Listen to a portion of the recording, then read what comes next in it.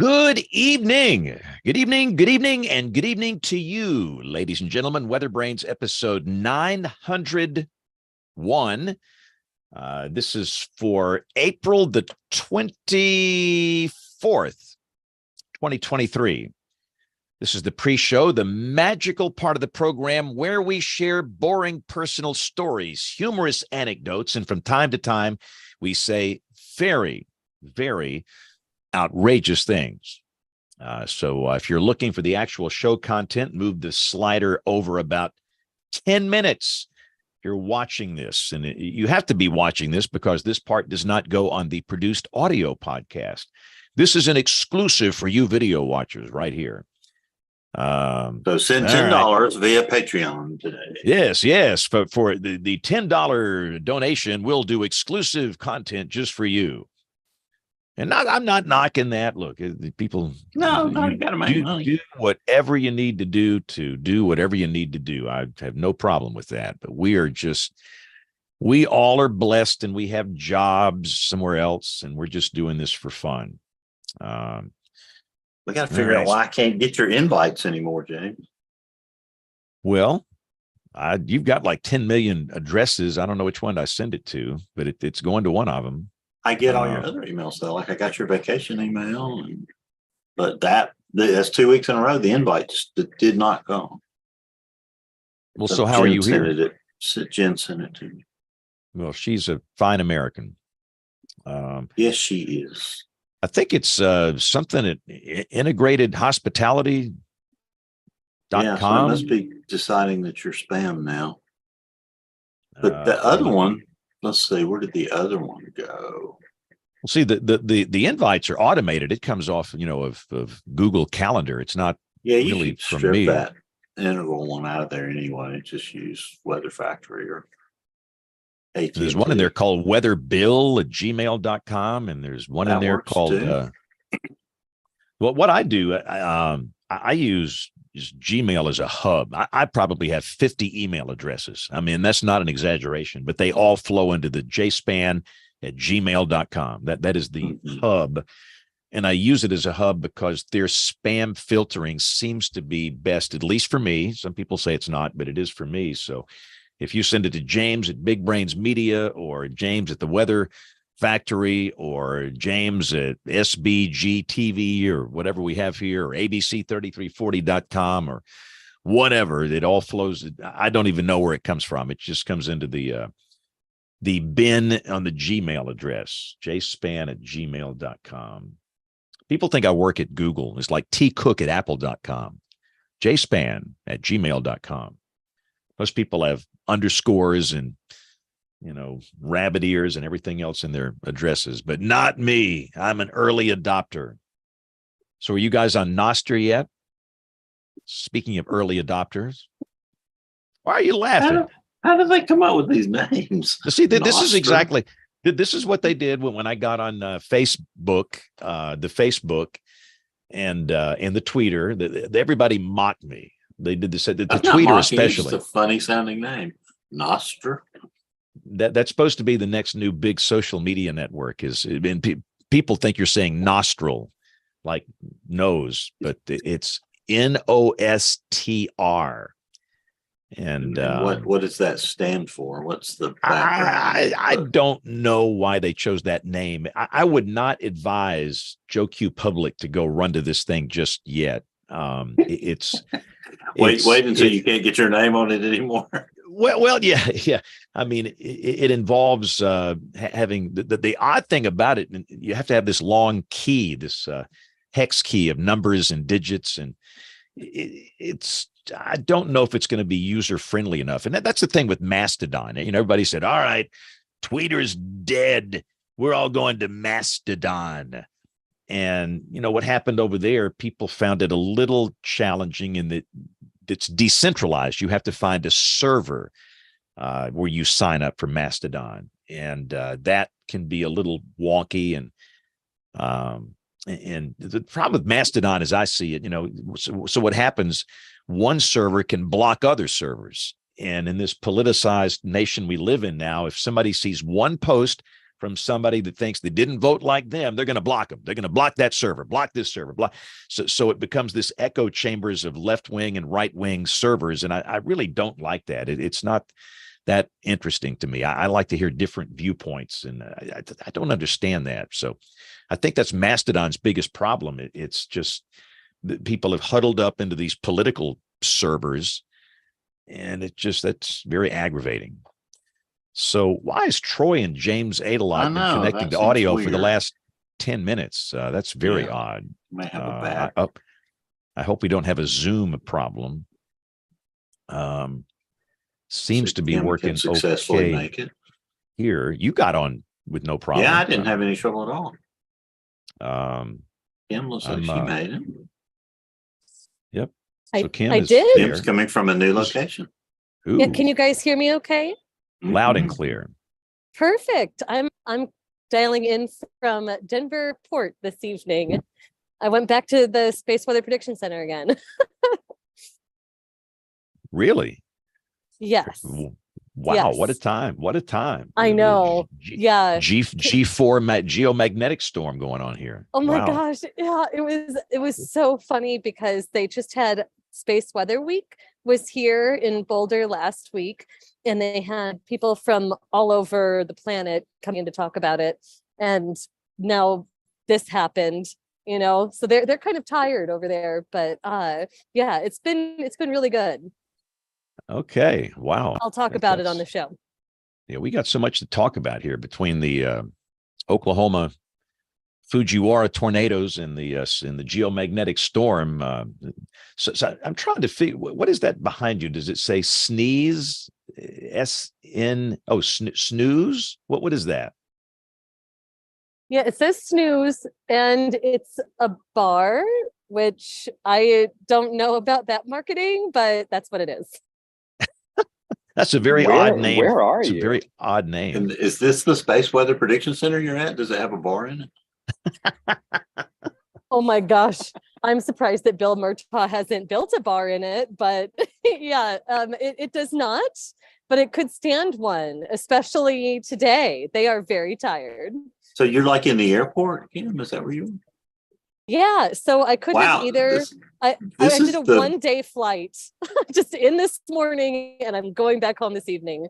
I was just here for a tabletop exercise that they were having with, I need to tell our viewers what I'm even doing now, but I was just here for a 1-day tabletop exercise with the UK and Australian Bureau of Meteorology with our Space Weather Prediction Center folks, just kind of kicking the tires and going through an exercise and figuring out how to coordinate and talking about updating their product suite and a lot of risk communication. So great stuff for me to share with everybody this evening. I think, especially in light of what just happened, people will be really excited to hear about it.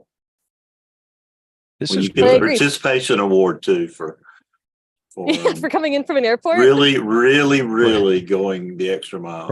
From the local pub at the airport. This is outstanding. Are you in the tornado shelter, Kim? That'd be a good thing.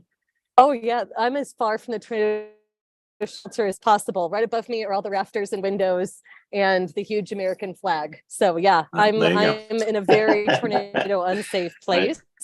Who's going to have Kim's back all night tonight? But there shouldn't be anything that would be that worrisome for me. There should be some stuff that'll make me feel uncomfortable when we depart in terms of turbulence. But that's why I'm drinking. So, hey, Bill, you might check your mic. 8:30 Mountain Time too, Kim. Bill, are you on the right mic? You sound a little on my AirPods, so let me check it out here. Doesn't sound necessarily bad. It just sounds different. Yeah. My sound had a split personality. It was camera for the microphone and AirPods for the speaker. Yeah, that's what are you on the AirPods now? Yeah, it sounds like 80 million times better. So, cool. All right. So we've got to let's see here. Diana, can you hear us okay? Hello, everyone. Yeah, I can hear you. Can you hear me? Yes, loud and clear. Loud and clear. And welcome to our television viewers. It's top of the hour. Glad you're here. So are we ready? I think we're all here. We've got so many things to talk about. And don't forget Neil's appearance in Washington last week. So much to talk about. But let's get this thing rolling here. All right, track number 1 is recording. Track number 2, and here we go in 5, 4, 3, 2, 1. Join the American Meteorological Society by becoming a member of the band. The AMS Weather Band is a global community of weather enthusiasts dedicated to learning and sharing their love of science. Visit amsweatherband.org to learn more and join the band today.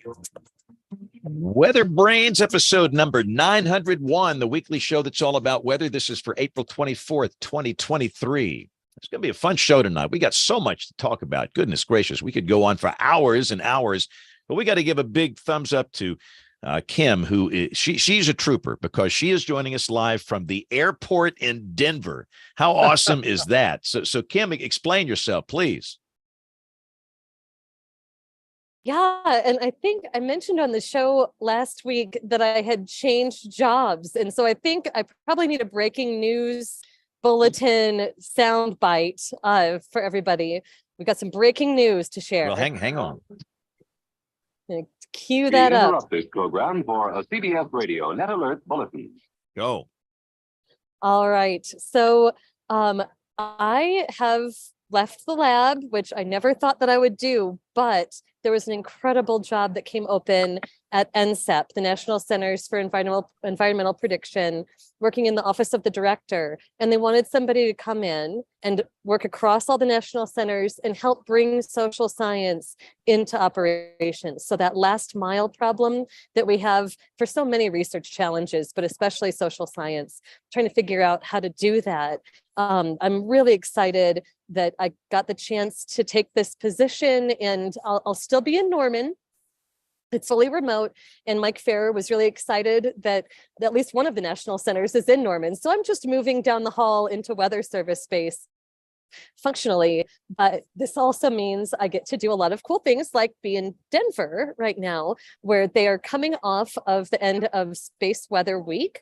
And today, the Space Weather Prediction Center, one of the 9 centers I'll be coordinating with, had a tabletop exercise with several other governments where they were working out how to communicate risk effectively from solar events like what we just had yesterday. So a very exciting time to be out here, a lot of rubber meets road conversations, and there's just nothing cooler than space weather. Let's be honest, like all the weather is cool, but space weather is awesome.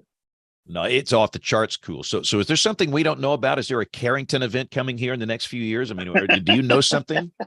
You know, what's funny is that very little is known about anything ever. We have so few observations of the sun, and literally at SWPC, they sit there and they like stare at all these different renderings of different wavelengths of stuff coming off the sun and radiation being measured off of the sun. And there's one instrument that NASA actually owns that's close to the sun. And then the next observation we take is about 1 million miles away from Earth. And so if we miss something with that first observation 93 million miles from Earth, then we don't have a whole lot of lead time before stuff happens. It turns out that happens a lot. They're often solar weather events that they don't know where they came from, and they have to sort of react. And it is a crazy, crazy landscape for trying to do any kind of forecast. Whole different planet.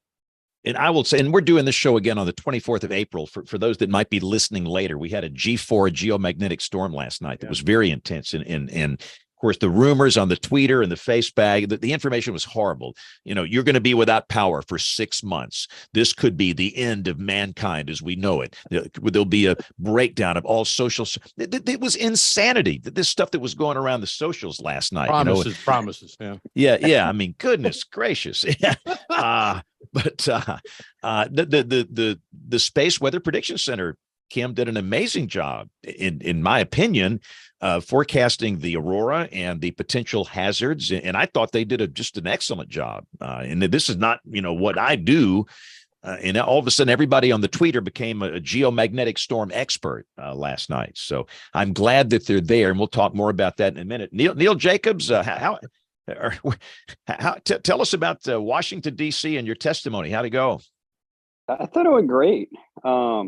It was a really good hearing, really constructive, a lot of bipartisan support. So it's long. It's a full committee hearing, so it went over 3 hours. Got some great questions from Representative Sorensen, as well as a bunch of other folks. A lot of interest in knowing what NOAA's doing. It was kind of a mix between the Organic Act and a little bit of teeing up some stuff for Weather Act reauthorization. It just seems so refreshing that we can actually find something that we can have bipartisan support for and move forward. I know that's probably why it didn't get a lot of news coverage, because no one was fighting. Yeah, and we'll talk more about all of this as we go through the show here. Let's see, James ate a lot. You had a wild week with severe storms out there. Goodness, we got a lot to talk about with you and Rick Smith as well. How you doing? I'm doing well. Somehow they all, I think, missed Rick's house and Kim's roof. So that's really good news. No, it was a really busy Wednesday, and I think that's going to dominate our pictures of the week selections, for at least from the Oklahoma contingent. And Rick, I will say, watching from a distance, it just seems like your office performed at an extremely high level and was exemplary in working a very challenging situation that night. They did. I had nothing to do with it. I happened to be at home. That was an odd event to be at home, and I wish I had been in the office. But anyway, no, they did an amazing job, and that was some crazy stuff going on there with occlusions and left turns, and we had 3 tornadoes going on simultaneously down near that one town of Cole that got hit so hard. We did a second day of surveying Friday, and we saw stuff out there that made no sense until we came back and looked at some of the radar data, and we were like, wow. So yeah, there was a lot. And yeah, it's a 10-minute drive from my front door down to the town of Cole. So it's that close. And it felt like a lot more, but we had at least 2 or 3 pucker factor storms headed this way, with either big circulations, debris balls, and or 3-inch hail. And it's no fun when you're just sitting there watching them come at you. So we made it through, though. And that is our working show title for the week, Pucker Factor Storms. Yes, so that's a good title. But Rick, you're in Newcastle, right? So you were close. Newcastle. Goodness gracious.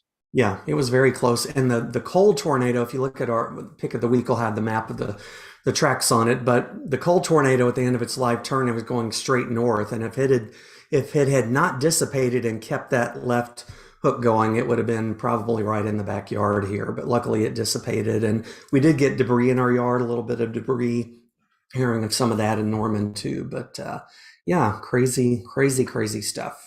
Yeah, and we're going to talk more about all of this as we go through the show here. But let's go down to Troy Kimmel in Austin, Texas. So you had some rough action out there for a while, didn't you, Troy? Yeah, on Thursday night. In fact, it was kind of weird here in Northwest Austin. Here, Co-op station, weather service station here, 4 inches of rain in about 3.5 hours. The storms originally were kind of forecast to be more severe. They did what I didn't expect them to do, to sit there and continue to kind of sit in the same area, kind of train in a sense, and they develop. And very efficient, 4 inches, I think 4.01 between 6 and 10 o'clock last Thursday night. And really impressive rainfall rates and flooding in this part of Austin, even though downtown, which is 10 miles away, had less than a half inch. So, wow. So Jen Nairmore, you've missed a lot of this where you are, but you probably have radio stations in the middle of it. Yeah.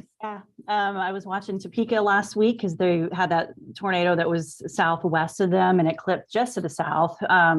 Outside of that, I was just fascinated with the Oklahoma tornadoes. I mean, it was just mesmerizing to watch. And here we had the front come through. It was gorgeous. Right before, it was in the 70s. I was out doing yard work, and now I am drinking cocoa because it's so cold here.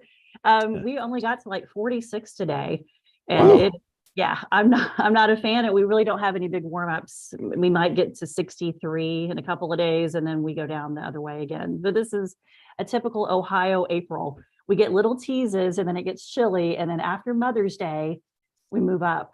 So I've learned the routine here, being here since 2017. So. Yeah, and it looks like the pattern kind of favors below average temperatures on into May up there, and for much of the eastern and southern states. But Bill Murray, let's bring in our guest and get this show rocking and rolling. She comes from a long way away tonight. Tonight's Guest Weather Brain was in the news back a few weeks ago when it was announced that NASA was tracking dust storms from space. She was quoted in a CNN article that my wife Elle saw. She sent it over. And like anything my wife sends me over to do, I had her booked in about 5 minutes. I was so happy. She studied at the Sorbonne and has worked in academia and scientific research at prestigious universities across Europe. She's presently an assistant professor in the Department of Atmospheric Sciences at Khalifa University in Abu Dhabi, United Arab Emirates, and heads up the NGOS lab there. Dr. Diana Francis, welcome to WeatherBrains. Hello, I'm very honored to be with you. Thank you so much for the invitation, and looking forward to our discussion. Well, we are too, and you're 2 hours ahead of Greenwich Mean Time, right? So did you stay up late, or are you getting up early for our benefit tonight? Yeah, well, I had to nap for like 3 hours, but then I put the alarm just to be on time. Well, that's what James Spann calls a full night of sleep. So exactly. 3 hours and let's go. That's all you need. So now you're in Vienna. Are you at a conference? Yeah. Dr. Francis? So this week is the annual meeting of the European Geoscience Union. So I just arrived yesterday from the UAE, and the meeting started today. Well, that is fantastic. I know Dr. Clocko McLean and Dr. Jacobs are dying to ask you some questions about what y'all are doing at this conference. Kim, anything you want to throw out for starters there? Anything? Yeah, I know you probably have something that popped into your brain even as you're sitting in the airport there. Yeah, so I think that the new thing to this year in the EGU is Science for Policy. And also they created a medal for the effort that has been made by scientists to diversity and inclusion of different scientists in the research. So this is a new medal that will be awarded every year to a lab, institution, or individuals that are making effort into, involving minorities and the different people in the research. This is the new thing we learned. That's very exciting. So tell us about you. Tell us about who you are and how you got interested in atmospheric science. Yeah, I've been fascinated with, what's happening in the atmosphere since my young age, and I used like to look for hours maybe into the skies, trying to predict where the cloud will move, for example, or how the form will be in the next few minutes of a given cloud. And when I finished my master in physics, I wanted to continue in something related to the atmospheric science. So I did master in environmental science and then PhD in atmospheric science in Paris, in France. During my PhD, I got to be involved in studying dust storms. It was really about dust storms in Africa. And I remember my advisor at the time told me, look, we have a problem because dust storms are very frequent during the rainy season in Africa, and we don't know why.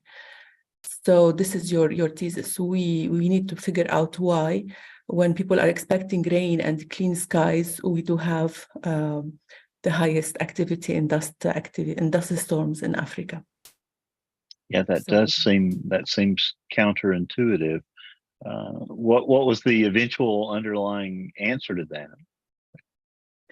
So what we found was because of the dynamics that are happening during the monsoon season, especially the convective systems that create haboobs and all the turbulence that is associated with this circulation, it was more prone for dust activity during the monsoon season. But the new thing that we found during my PhD is that the monsoon flow itself acts like a large-scale density current.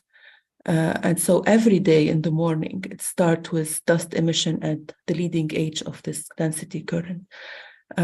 This was not known before. So when something is happening daily, that will, keeps feeding the dust into the atmosphere. And so over the season, the atmosphere will not be as clean as one would imagine during a rainy season. So that term density current was a new term to me. I don't know about the rest of the panel. Troy, James, is that a current or is that a term you're familiar with? I'm not, no. So explain the idea to us, and is this something that we experience all over the globe? So we call density current when a flow that is more dense than the rest of the environment. So basically the monsoon flow, when it advances through the Sahara and the arid region, it's coming from the ocean, so it's more cold and humid, so it is more dense than the environment that is advancing into it, meaning that it will be at the lower levels, up to 2 kilometers in altitude, not more, and it is dense, so it will propagate with high speed, pushing the other air masses on its way. That makes sense. So you mentioned a term that we're familiar with, the haboob. Are there other terms that are names that dust storms go by in other parts of the world, or is that sort of universally used? There are several terms, but haboobs are really dust storms that are created just before heavy rain, just before convective systems give heavy rains. The other dust storms that are dry could have other names.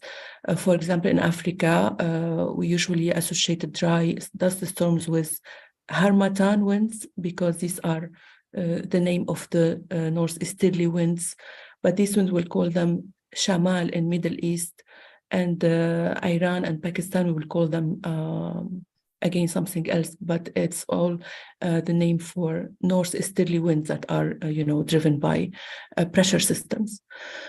But haboobs are really those big walls of dust that will happen, and maybe a few minutes after rain will follow and will clear after the dust. But the dust will move, and then the rain will come after it. Now we think of dust storms as being, massive inconveniences. Talk about the impacts that they can have, on different things that are affected. So first of all, I don't know if you have experienced before a large dust storm. It's very uncomfortable to be in a dust storm. It's like being in a cloud or fog, for example, fog layer, but it's yellow. It's like it gets dark, and it is humid and hot at the same time, and you feel like you can't really breathe normally because of the high humidity and the fine particles that are in the air that you are breathing. And also it feels like sticky on the skin. It's like something is sticking on your skin, whether you want it or not. Even if you are sometimes inside, you still feel this discomfort. So beyond this discomfort that happens because we breathe these small particles, and they can go very deep in our lungs. So some studies are showing that they can cause severe illness, especially for vulnerable people or allergic people to such particles. Also, some other studies are showing that like breathing these particles in the long term can cause or favor development of cancer as well. So yeah, there is a huge impact on the health for dust storms. And the concern is rising because they are now happening, close to areas where people are living, not anymore in the desert where no one, can be impacted or see them so yeah, this is a new, in areas like, for example, the Middle East or West Africa, even China. In recent years, this is a major concern. Diana, most of the dust storms we get in the United States are very low humidity and a lot of dust. This is a really significant departure from what is normal here. Where else are these dust storms globally that also have high humidity? Yeah. So in general, in the tropics and subtropics, any, arid area in these climatic regions will have this high humidity as well associated with the dust. Yeah, that's why it's different from the US. So talk about the process of forecasting for them, Diana. What, I know our military forecasters in the United States have, we've had some of those from time to time, and it seems to be something they're frequently dealing with in military operations. But talk about forecasting these events. Yeah, the forecast of dust storms is challenging because they are not something regular. They are very sporadic in time and space. So, for example, in one region, you can have one day a dust storm picking up in this area, but this will not happen, for example, the next day or the next season. So this is the challenging about them. Let's start, for example, with the inventory of dust sources. Dust sources keep changing in location and in size. In some years, because of drought, because of mismanagement, for example, of water or building new, to direct the water here or there. So in some cases, we create ourselves new source for dust because we dry up some lakes or rivers, and these are very effective in providing, the elements to be lifted by winds, because when a lake dries, the sediments are still, very free to be moved by the air. It's not really solid and fixed at the ground. So the challenge in forecasting dust storms is, first of all, having a good information about where they are and the dynamic of dust sources, how it is changing, to know it frequently and update it in the models. So this information is critical, but we don't really have it. We base our information, maybe we update it annually, not more than this. The second thing is getting the meteorology right, getting the weather right, because this is the trigger. This is what will trigger a dust storm somewhere that is, good for dust storms. And there are several meteorological phenomena that can produce dust storms. And personally, I've been really interested in discovering more and more after what we discovered related to the monsoon in Africa. I continued into this direction to identify what are the different weather phenomena that are causing dust storm in each region. So recently, for example, we found that atmospheric rivers, the same ones that brings, for example, a lot of rain and floodings to California, if they pass over the Sahara or over the Middle East, they will also produce massive dust storms with huge impacts on long-range transport and deposition over the glaciers, deposition in the Arctic as well. Dry cyclones, for example, we found that in some cases, dry cyclones form. What are dry cyclones? These are cyclones, they have the dynamic of cyclones and of storms, but no rain, no clouds. They are just, cyclones formed by dust.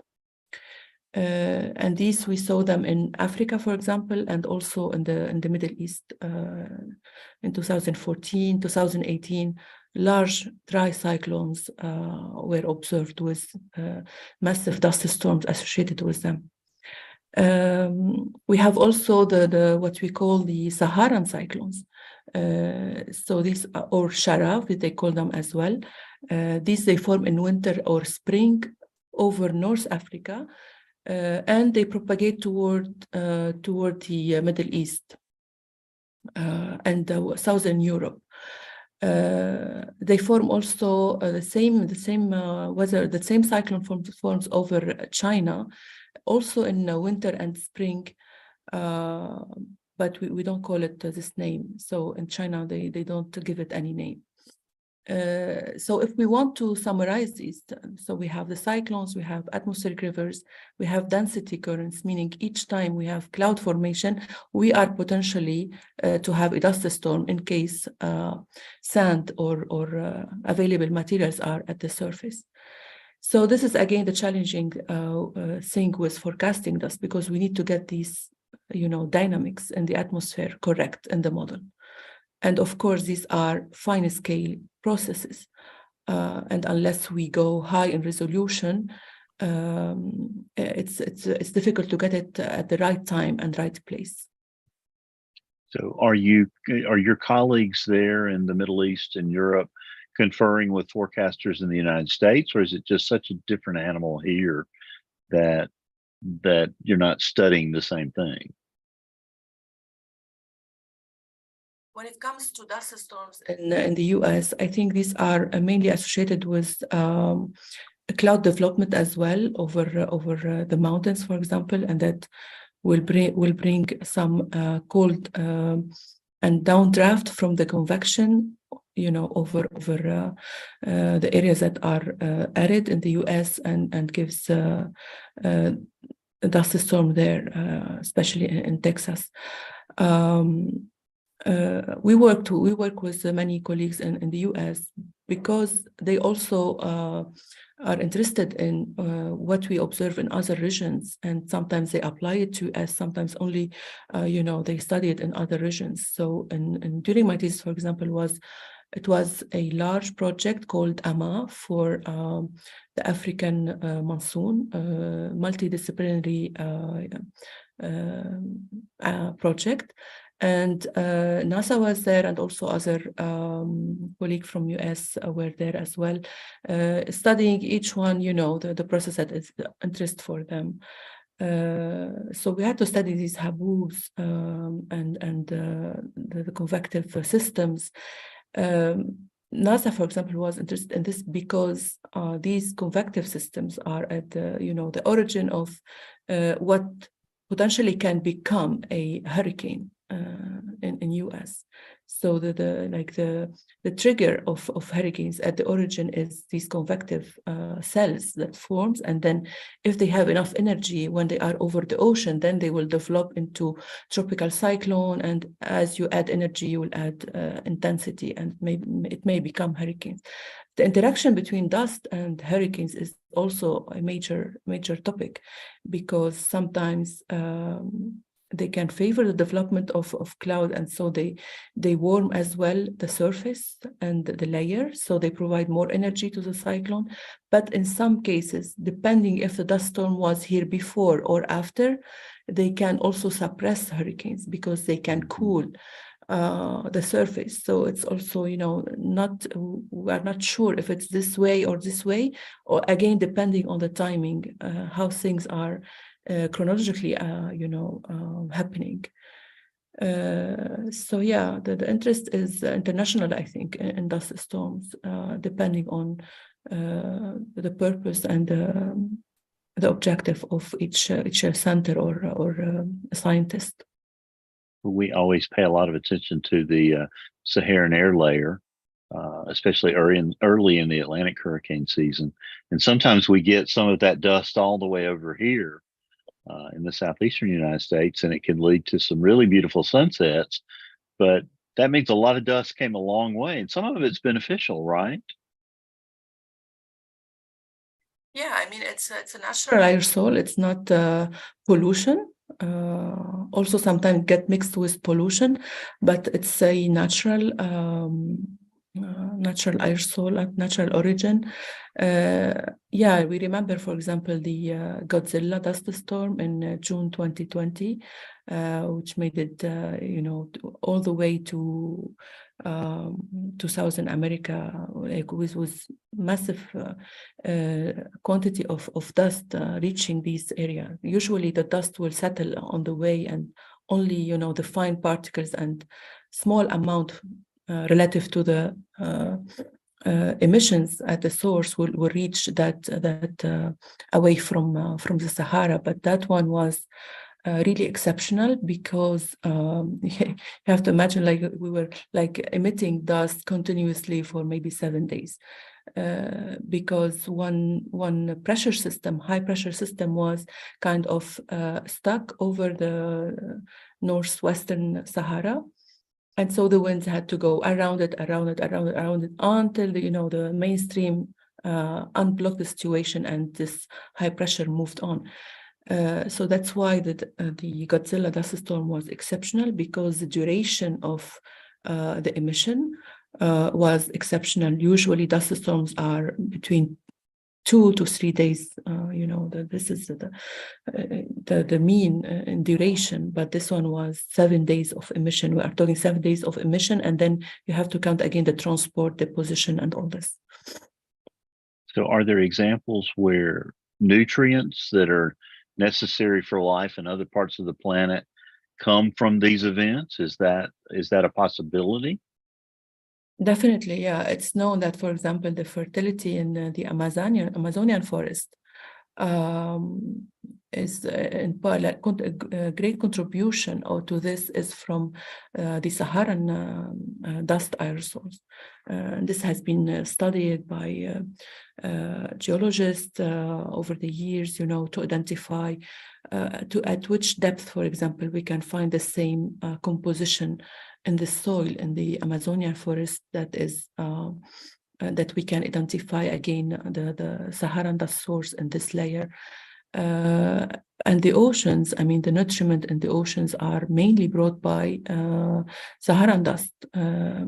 They bring iron, they bring several minerals that are important for the marine life as well. And only these storms can bring them that far.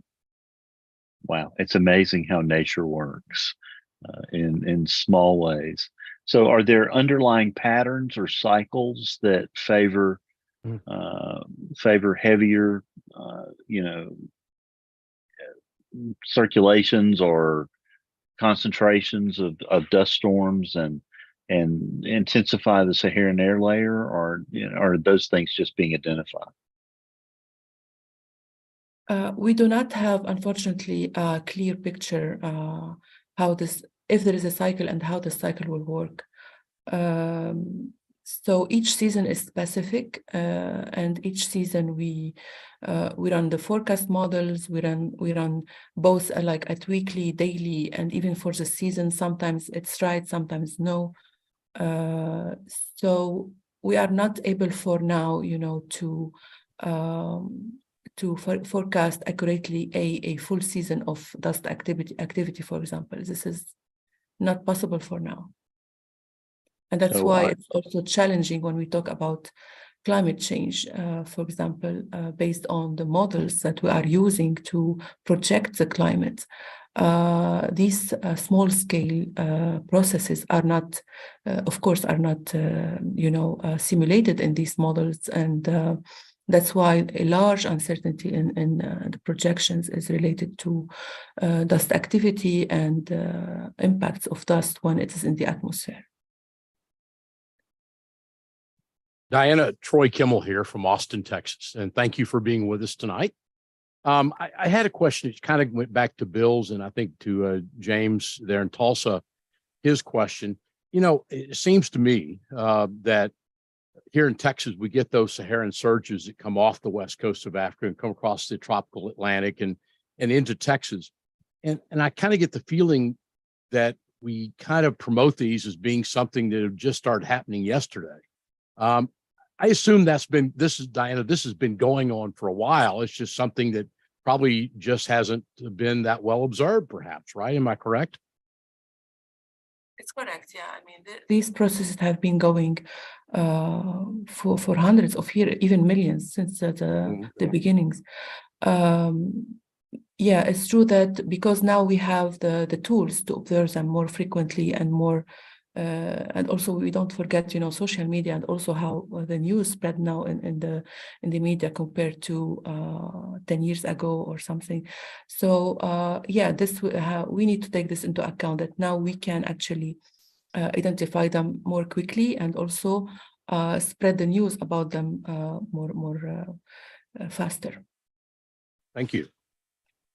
So Diana, you mentioned atmospheric rivers. They're a big topic in the United States over the past few years, especially with what California's gone through this year. But I guess somewhere along the way, I kind of figured they were sort of our thing. I guess we have them all over the world, huh? Yeah, atmospheric rivers are really large scale features. So basically they develop in over the oceans, so both over the Atlantic, the Pacific, the Indian. We need to think about them, about the way by which the tropics will evacuate any excess of water vapor into the other regions of the planet, so mid-latitude and the polar regions. So this is how the water cycle, the water vapor cycle will go, and things will be kept at reasonable levels in the tropics.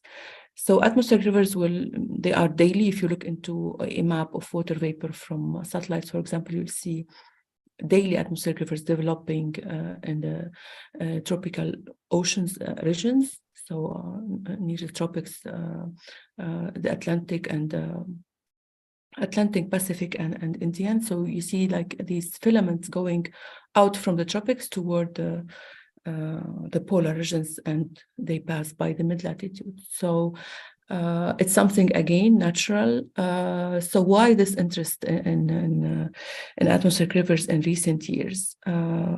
Because it appears that they have become more intense, meaning when they make landfall. Okay, if they stay in the atmosphere, no one will talk about them. The worry is when they make landfall over land. This is when things get challenging. Why? Because we've been noticing that they are bringing a lot more rain, a lot more precipitation, and even recently they are bringing they are helping pollutant and dust aerosol to reach areas they have never reached before without the atmospheric rivers. So why they are getting more intense and frequent? Scientists trying to explain this by the warming that we are observing. We need to understand that an atmosphere that is warm can hold more water vapor than a cold one. Meaning that for the same volume of atmosphere, if my atmosphere is warmer, I can put on it more water vapor. So this is one thing. The second thing is with increased temperatures, we can evaporate more as well from the oceans. So everything is adding up to fuel these atmospheric rivers. The astonishing impact of atmospheric rivers was first felt in polar regions in recent years, where they caused, for example, sea ice melt because of the warmth and the humidity they bring, and because of the rain they bring and warm snow. When they make landfall in polar regions, they will not bring a large amount of cold snow to add to the ice. They are in coastal areas, so the snow they bring and precipitation are warm, and warm snow will melt more the ice that is at the surface. And after that, all the events that are happening, from flooding to transport of pollutant, they are putting more, these atmospheric rivers under the spotlight more and more. Diana, I am so interested in going back to some of your lived experiences of being in the the dust storm environment that you're describing. And one of the things that we are always thinking about is societies interacting with the extremes of nature. Can you tell us a little bit about what it's like to experience these events on the ground, and what do people do to try to mitigate the risk? What warning systems exist, if any? You know, what is that entire culture of this hazard like? Because I think this is a hazard that probably falls outside of the experience of most of our listeners. Yeah, great question to highlight the behavior actually of people when something like dust storms happen.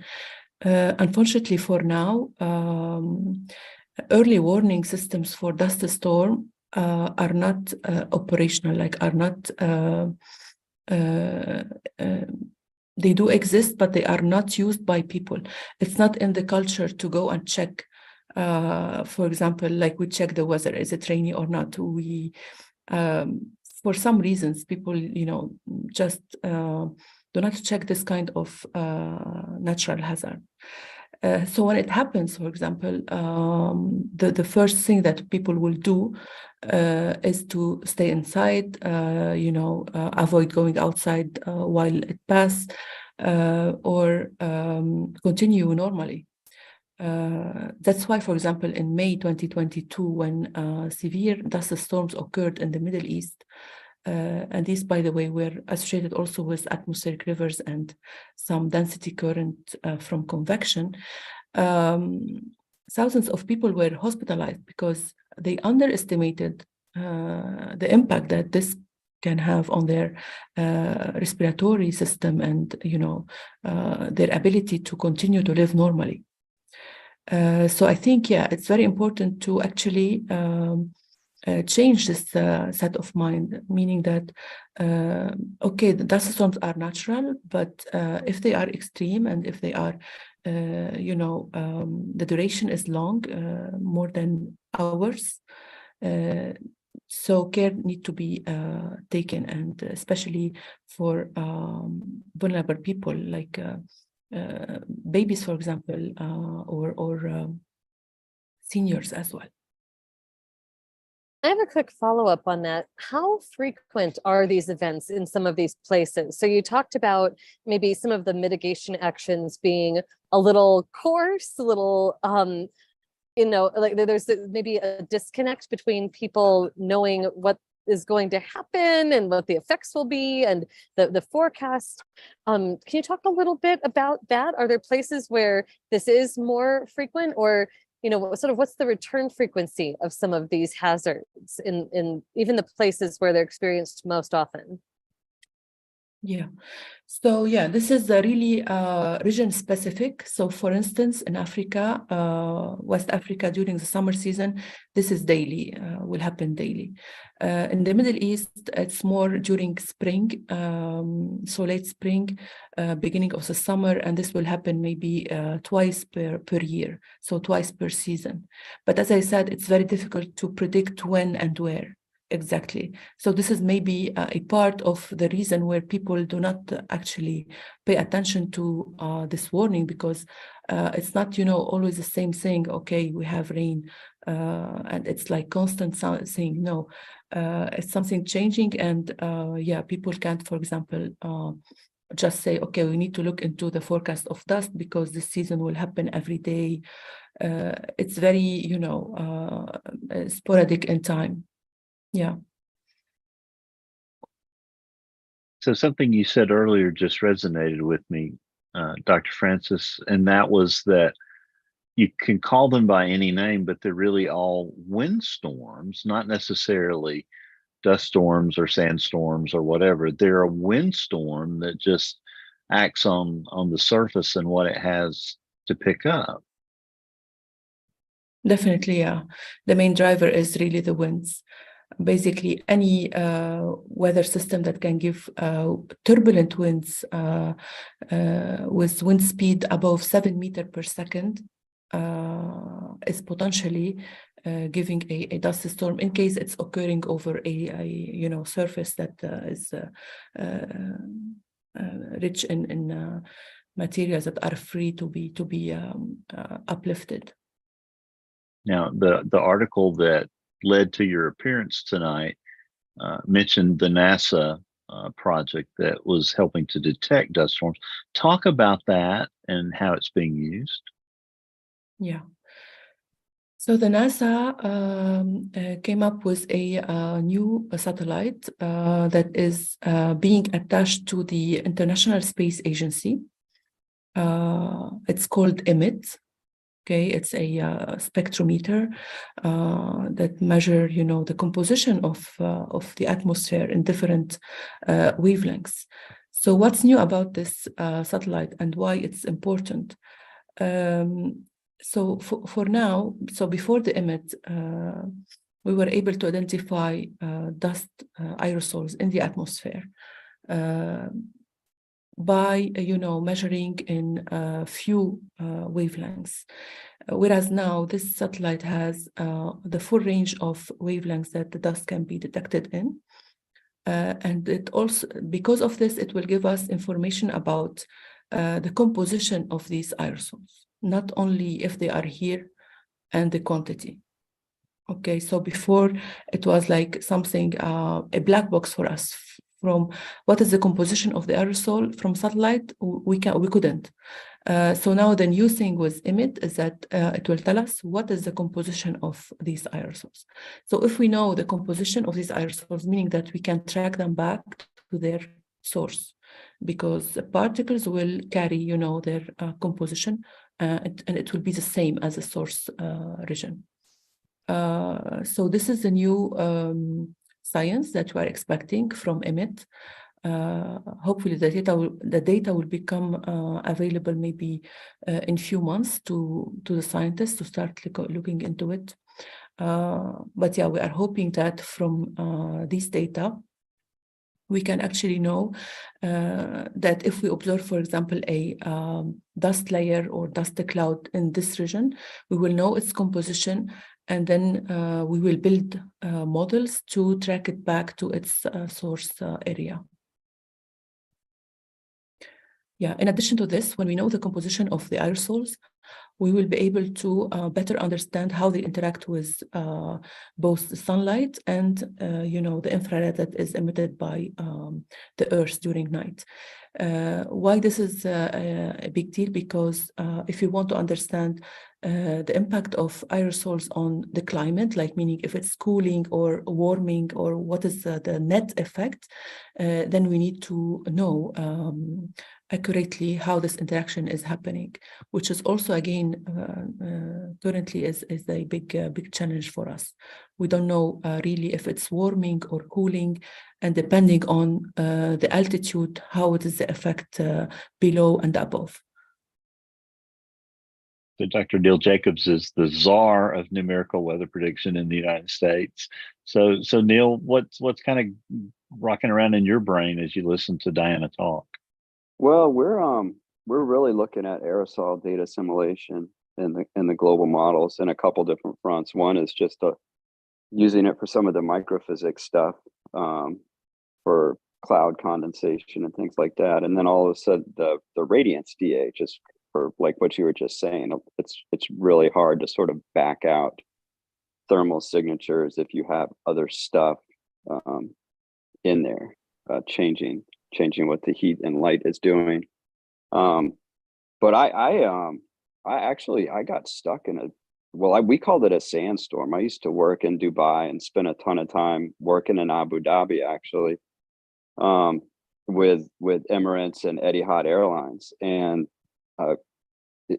the weather there, to me, I think is interesting. I don't know if you get into a lot of like the local weather where you are, but the airlines were super concerned about just the really stable boundary layer there.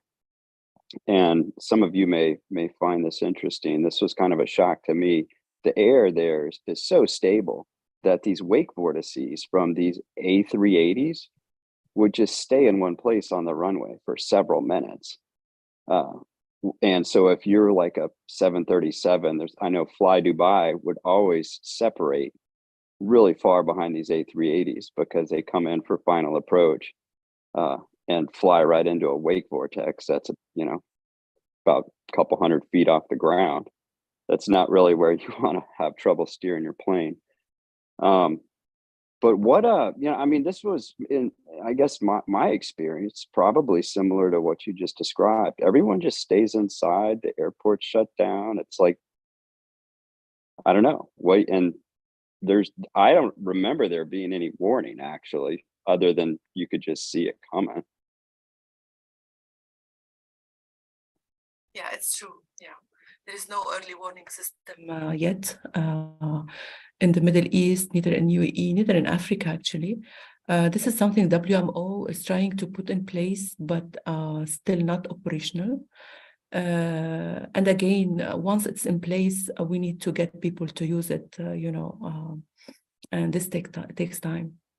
It's true, yeah, the boundary layer is stable in the UAE, especially during summer, when we get this actually very deep mixed boundary layer, which reach 4 kilometers in altitude because of the warming. So the boundary layer is very high during summer. During the winter, it's around 2 kilometers in altitude. And this is basically because of the temperature inversion during night. So when the desert will cool faster than the air above it, so it causes stable layer to just stay here because it's separated from the air masses above because of the temperature inversion. They have some impressive fog events there too. Mm-hmm, mm-hmm. I don't think people in the US, maybe the marine layer, San Francisco kind of comes close, but it's unlike anything I've ever seen. Have you witnessed the fog during the winter season? The fog formation? I have, yeah. So I was out there working with the airlines, and so their two biggest concerns were the wake vortex issue and the fog, because it just totally shuts down the runway. And if we could figure out how to better predict the onset of that, it's all about operational for them. Yeah. But I feel like they had a better handle on when the fog would come than these dust storms, because at least the inversions were pretty obvious. Right. Yeah. How long do these events usually last? The fog or the dust storms? Both, actually. I'm fascinated by both. Yeah. So the fog in the UAE is a seasonal occurrence during winter. And it's not, like the fog we're used to it in coastal areas where, the clouds will hit the mountains and then the fog forms. Here, it's radiation fog. We call it radiation fog. Why? Because it forms because of the rapid cooling of the desert surface during winter and during night. So basically, it forms after sunset during night, and it will dissipate after sunrise, 1 or 2 hours after sunrise, when the heating starts again in the morning and the convection starts again in the boundary layer. So what happens actually is that during day, because it's a coastal country, so we have the sea breeze. Sea breeze will bring humid air inland over the desert. And then this air will stay, and then after sunset, the desert will cool very quickly, and then the humidity will start to condensate on the aerosols that are present in the air, and fog forms. So during winter, this can occur, for example, 50. The average of it is 50 times per season, meaning per night, 50 nights, 50 nights during the winter season. And the duration can vary between 5 to 7 hours. It's basically the night and a few hours in the early morning. This is for the fog. For the dust storms, so depending if these are like severe or normal dust storms, usually it's it can last between 3 to 4 hours. or to 2 to 3 days, depending on the intensity of the storm. So Dana, those are impressive directions. I can't even imagine.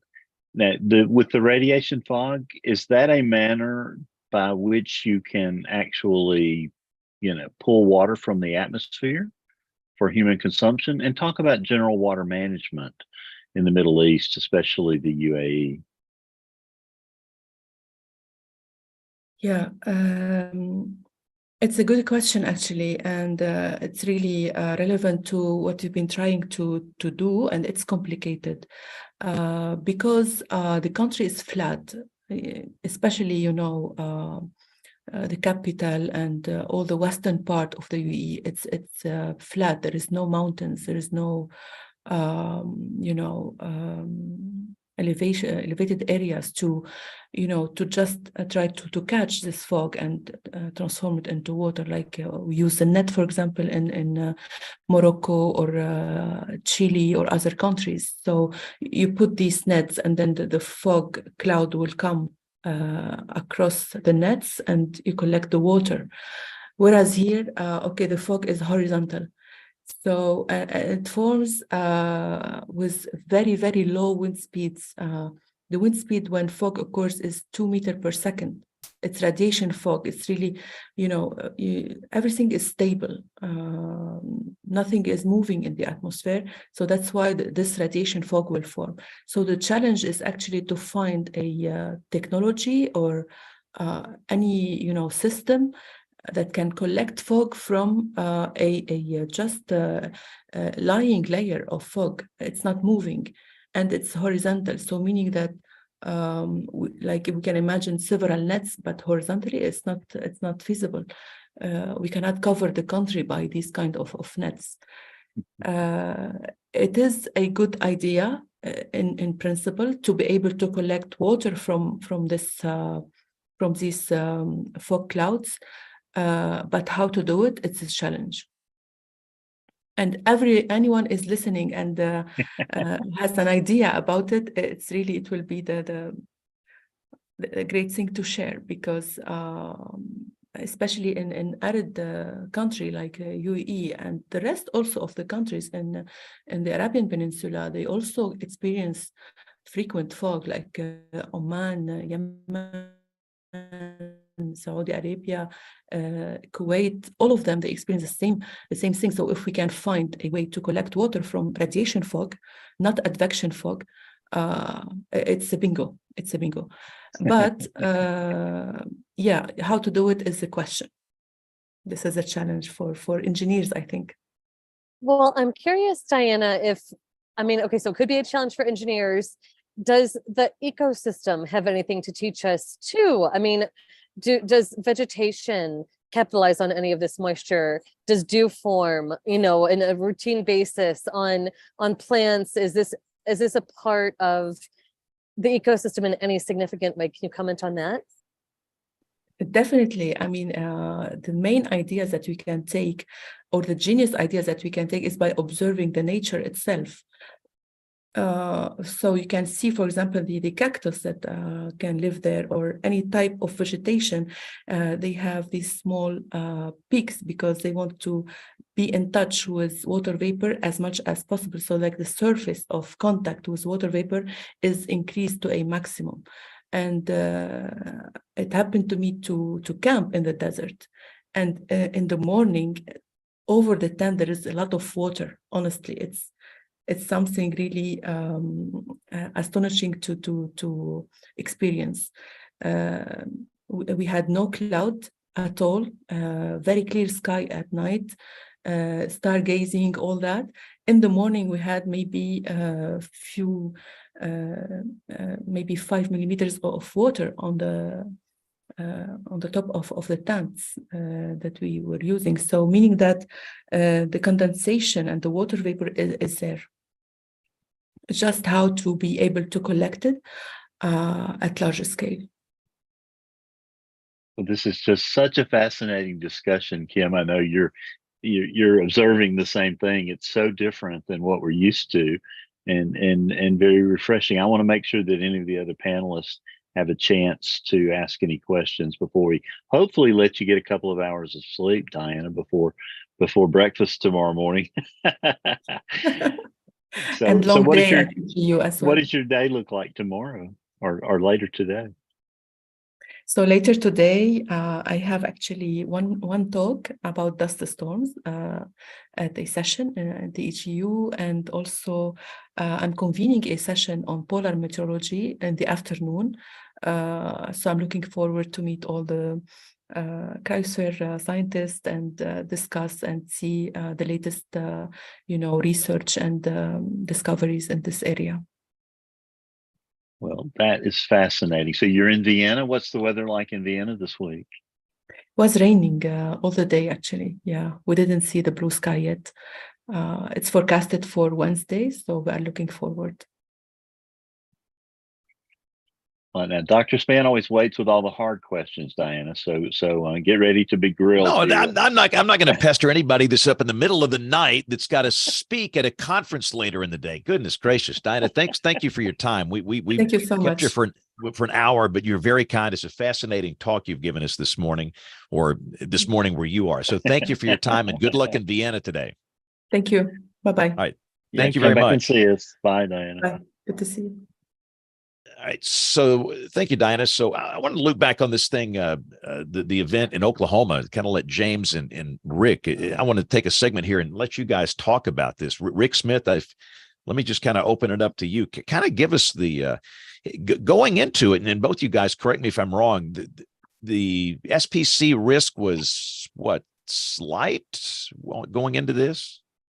Yeah, it was a slight risk, and I think they had a 5% tornado probability. This would have been one of those cases, though, and we talked to them, if they were able to do a hatched 5%, this would have been a hatched 5%, but they're not.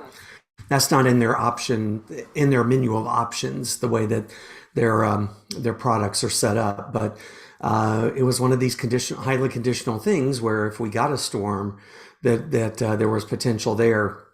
And I think we were leaning more toward the maybe not early in the day, but every hour that went by, I think it became more apparent. More of the cams came on board. The HER finally came on board later, probably one of the last cams to come on board with convection firing.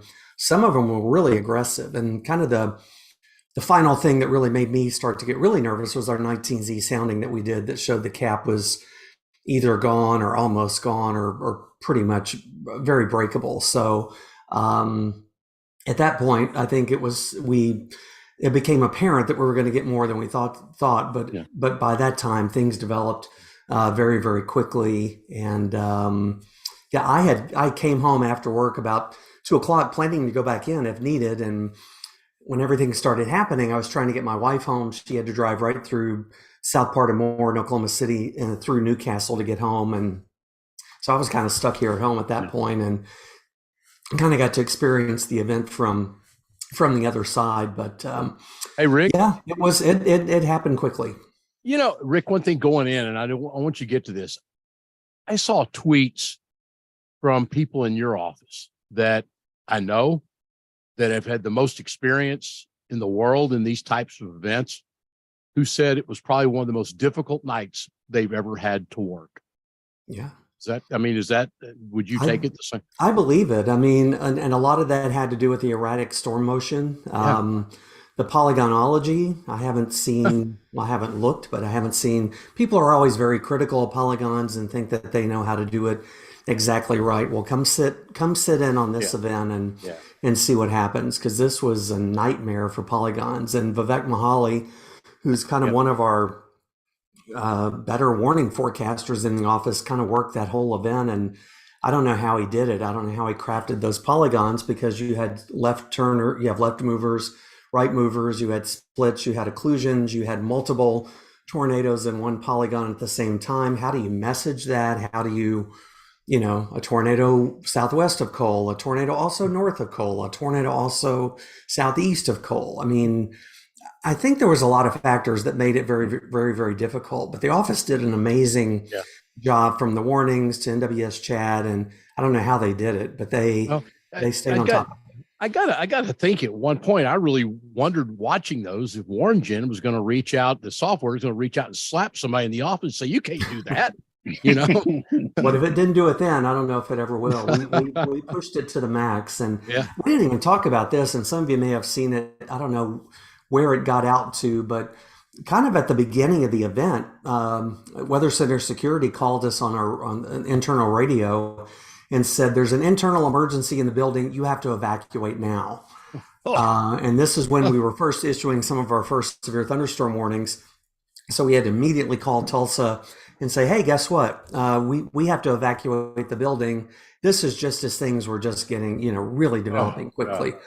So we weren't out there long. We were, a reminder to people wherever you work, keep your car keys with you at all times, because if you have to evacuate the building and there's lightning in the area, you need a car to get into. So that's a lesson learned for that. But we weren't outside the building long. We got back in and had to jump right back in, going from 0 to 100. And I just couldn't be more proud of the staff there. Rick, I was amazed at the post-storm communication, not only and I know it's a bother, but to be able to put out things in Twitter and on chat, hey, survey team just found an EF2 damage indicator at this storm. We're still, so at this point, that's the base. We may go higher, that kind of stuff. And then the KMLs daily were so incredibly useful because we can import those directly into our graphics system or into Google Earth. And I tweeted it out and tagged everybody I could think of all the way up the chain about this is a good example from pre-storm through storm of communication to partners. It was incredible. Yeah, we'll be doing an after action review, kind of a hot wash tomorrow with the staff. There's always things we could do better. There were some little holes here and there that we could fill, but I think everything went well. I'm well aware of the interest in the data post event, post storm. So we always have an event coordinator in the office. So we in this case, it was Mark Fox, our MIC, and Max Unger, one of our newer forecasters. And one of their jobs is just to kind of collect the data. They're watching where all the teams are in the DAT. If we have questions, if we need to consult on something that we have a question about. But one of their main missions is to get information out on social media. So we were surveying the cold tornado, me and we had a couple of other people. David Hogg, who's a friend of the show, tagged along with us that day, and 2 other of our meteorologists. And as soon as we were comfortable with EF3 damage, we immediately texted Mark and said, hey, you can go with EF3 on the cold tornadoes. So we want to get that out there. We're going to take our time and we're going to get the information right. We're not in a rush we're not going to rush so fast to get something out there that it's hasty or incorrect, but we know people want to know, and it's kind of funny how much people want to know and how much they care about it sometimes, but it's a fact. So yeah, we worked hard, and Steve Krukenberg, who's our webmaster, he already had the template for an event summary webpage going during the event itself. So we're able to get that very quickly. And then Jennifer Thompson from our office, she's our ArcGIS story map guru expert, and she's got a story map ready. I don't think we've posted it yet, but that's going to be pretty amazing too. So, I mean, the event doesn't end when you issue the last warning. You've got to keep the information flowing, and I think we're getting better at it, but it's always room to improve for sure. Now, the overall event, Cameron Nixon published a paper in 2021 about these tornado events like this that occlude this left turn arc. And I mean, spot on, it nailed it. And that's getting into one of the pictures of the week that I have, and when that low level jet kicked in and really enlarged that photograph, and you saw the storm behavior completely change as that occurred. So you had some splitting storms early, and one raced up northwest of Tulsa with a beautiful anticyclonic mesocyclone at mid levels. And then, when that low level end of the photograph just started to get that big bow in it, those things just started spinning. And that was kind of what we were looking at. We said if there were going to be sustained supercells and storms that that could get going and last that long, that in that evening time period was when the tornado potential might increase, and it certainly did. But yeah, and one of the things, another thing to talk about is kind of the survey process, and it's always so fascinating to go talk to people. Kim, you've done a lot of this, but within 12 hours of after these people's lives have been completely uprooted, upturned, turned upside down, whatever you want to call it, how much they want to talk, how interested they are to tell their story, how they've already rated the tornado internally in their minds. Is this a 3? This has got to be a 3, right?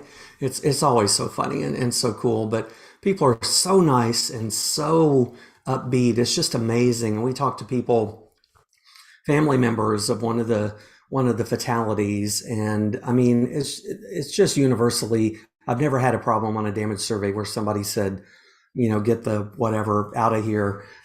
They've just always been very open. So, and you hear lots of things, and there's nothing new that we learned, but people are very much dependent on super hyper local feeling of risk, feeling of threat. So people knew that Cole was in the tornado warning. They were watching television. People were texting them, calling them, but they didn't.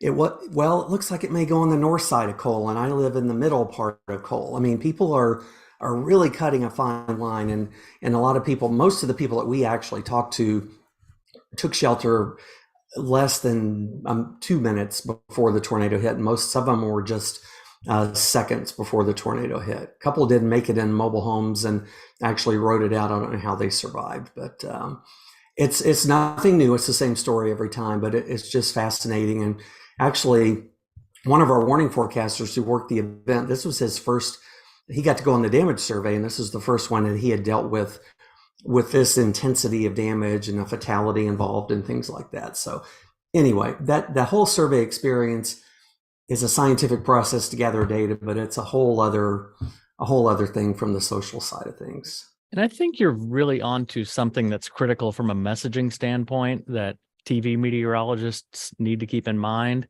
and I'm guilty of it too, is just because we can zoom down to whatever level we want to, storms tilt, updrafts tilt, radar horizon is not where the storm is occurring. And even when you're running that radar in a sales mode or meso sales mode, there is a lag before that gets on the air. So while you're showing where the tornado is in the radar data, it's moved on. It wasn't that big a factor, I don't think, Wednesday night because of the slow storm motions, but you get some of these supercell outbreaks in parts of the South where things are just hauling butt, and that thing is a mile or more from where you're showing it. Yeah, it's just one of those, just because you can doesn't mean you should kinds of things. I mean, right. If you're getting that detailed, well, this is going to be just along 74B, and if you're on County Road 1780 or whatever, that's good in a way, but it can be bad because people go, oh, well, that's a mile from here. I'm good on that, Precision so is yeah, not. it can cause more harm than good sometimes. It can be false precision because we're not scanning at the surface, and with this, it was very much that kind of a situation. I mean, even the radar presentation was such that it was hard to even discern where the radar was scanning, where everything was. There was the rotation that hung out pretty much over my neighborhood for about 15 minutes. I mean, we were tuned in to Damon Lane on Channel 5, and he was just like calling out our street names over and over again. And the fact that it wasn't moving was one challenge for people because they're used to things moving along. So I was having to tell, no, don't come up, because literally right now it is on top of us. But the another issue was just that, where is it, and being so specific. My husband was saying, oh, well, he's calling out the road, down one street from us. We should be fine. And I just looked at him and I said, we are not taking our children upstairs right now. No, incorrect. That is incorrect. There's an uncertainty about this. And, then when I did feel comfortable coming up, I came up and I saw the lowering, sort of maybe a half mile away because it was going so slowly. And he was yelling at me for taking a look at it at that point. I was like, now you're yelling at me. And, anyway, these kids can bring out just amazing things in a marriage. But it was such a strange, crazy event in so many ways. And I think it is really, really important for us to reinforce that with our audiences, that they can't be that specific sometimes about what the radar means, what is translating on the ground.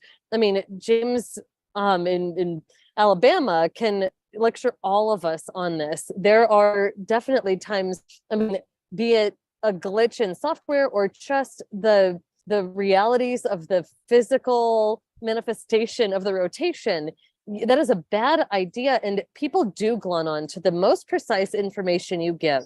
They do not, with timing and with placement on a map, they do not understand that there is uncertainty to that estimate. And this is a dangerous thing that we do sometimes. I was really having to talk people down from these cliffs of just wanting to come up out of their shelter. And if there had been a tornado there, they would have gone up into the tornado. Yeah, we're a victim of our own success in a lot of ways. People think we have that precision, and people touting their radars and how much they can do and things like that. We just have to really, really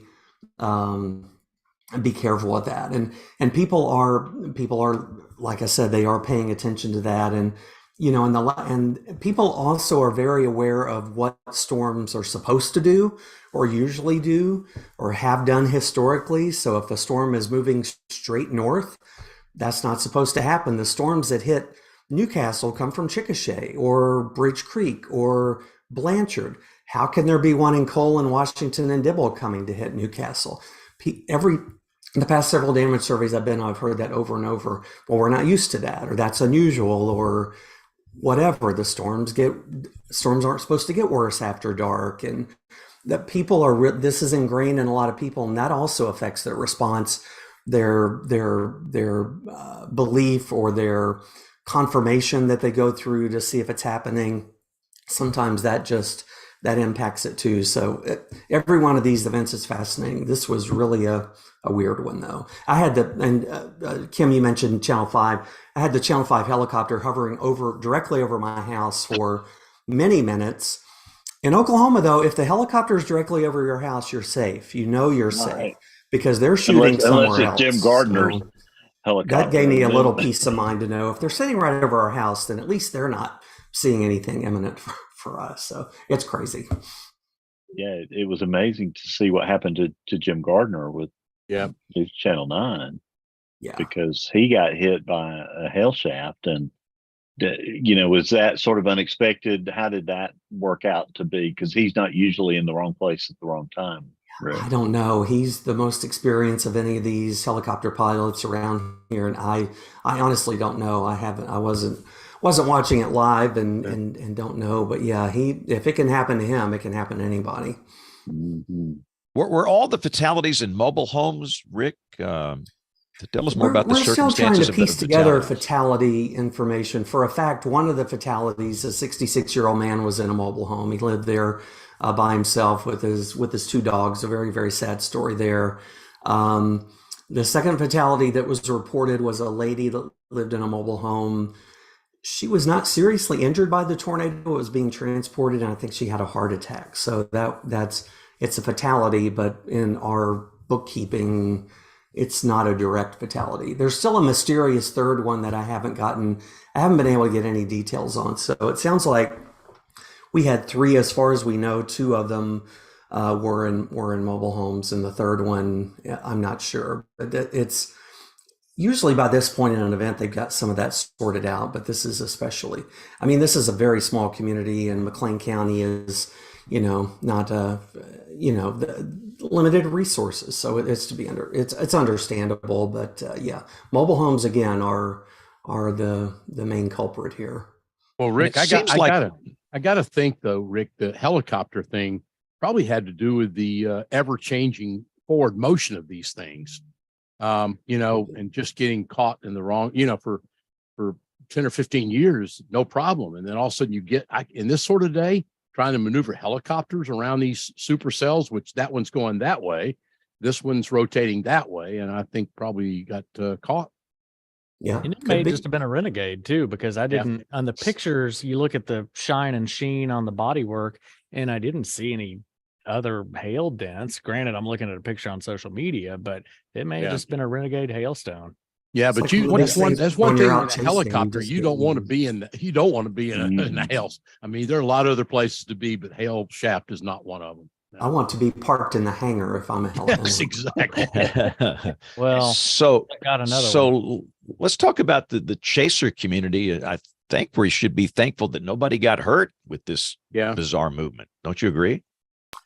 Absolutely. I mean, I haven't going through the event and doing the surveys, and I really didn't get into a lot of, surfing the web and looking for videos and stuff over the weekend, but I didn't really hear of a lot of chaser things. I know Reed Timmer had a close encounter. I know Michael Armstrong, who's with the KOCO, the ABC affiliate here, kind of got a little bit close there, but very rapidly recognized it and got out of the way. But I haven't heard of a lot of close encounters, but it is with storms so late in the day and a lot of them after dark. The road network is not great down there. It's not your gridded mile section roads all the time, so it's not easy to get around. And just the erratic motion of these storms, I think we probably dodged a bullet in that case. Again, with some of the chasers, but the chasers are a lot of them are extremely beneficial. We actually used some of their pictures and video to go back out and investigate again the potential for satellite tornadoes around the cold tornado, and actually found more than we bargained for, and found, I think, 3 other cold junior tornadoes that were on the periphery of the main cold tornado, and very, very helpful information. So it's, but thankfully I didn't hear of any major problems. And it seems like the lead times were pretty good with all these tornado warnings. My boss put together a kind of a summary, and I think he said the average lead time was 18 minutes, if I'm not mistaken, which is darn good for this kind of thing. I think the only one we had 0 lead time for was a little weak EF0 up near Tinker Air Force Base, Midwest City, in that area, and that was there and gone in less than 2 minutes, and thankfully didn't do a lot of damage. But all the other ones had lead times, and which was, again, for this kind of event with the crazy polygonology and the storm motion, and Kim mentioned it. I mean, some of these storms would just stop. They would just stop in place and sit there, and like they were taking a breath, and then they would take off again. And just, people that have worked in our office since the 80s were like, man, I've never seen this kind of thing before. So it was an unusual event. You even had the kind of the last gasp of this before it went totally HP and Haley as it got over into Tulsa CWA. But in that northeastern corner of Pottawatomie County, the parent circulation was noticeably moving west to east. It developed a tight little rotation on it, which dropped south. It was just, everything was weird about it.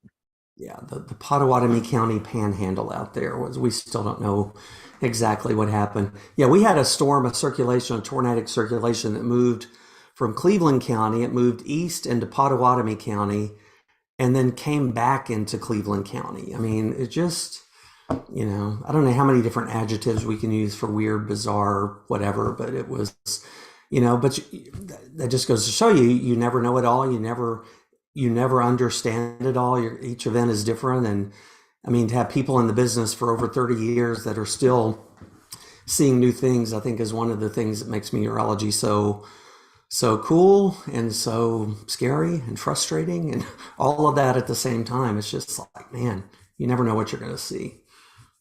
And the words of the great Al Mohler, when it comes to thunderstorms, what do? Expect the unexpected. Yeah. Always. But James, so did you have any tornado warnings at all in your DMA? No, and I owe Rick the beverage of his choice for keeping that just pinned up, fenced up. I thought, because I mean that circulation in Pottawatomie County was just 3, maybe 4 miles outside my DMA. Yeah. And so we were ready, but thank goodness. But the season is still young. So I'm kind of torn because I don't want you to have any bad tornadoes, James, but I want to watch you do coverage sometime because I bet it's pretty amazing. He was in our NWS chat room doing some virtual coverage a little bit, and really good radar commentary and stuff. And I loved it. It was good stuff. But yeah. If James goes into wall to wall, and if James goes into wall to wall and Tulsa every 5 minutes, he just needs to slip in, watch WeatherBrains, watch WeatherBrains, watch WeatherBrains, just real quick. I'll flash the gang sign that Neil did. Subliminal, yeah. marketing. But it sounds like, and again, I know we got to take a break, and we've got a lot of things to do here, but the takeaway, Kim, in the messaging and the social science part of this is what for those of us that do this for a living. Tell us the one thing that we could learn from this.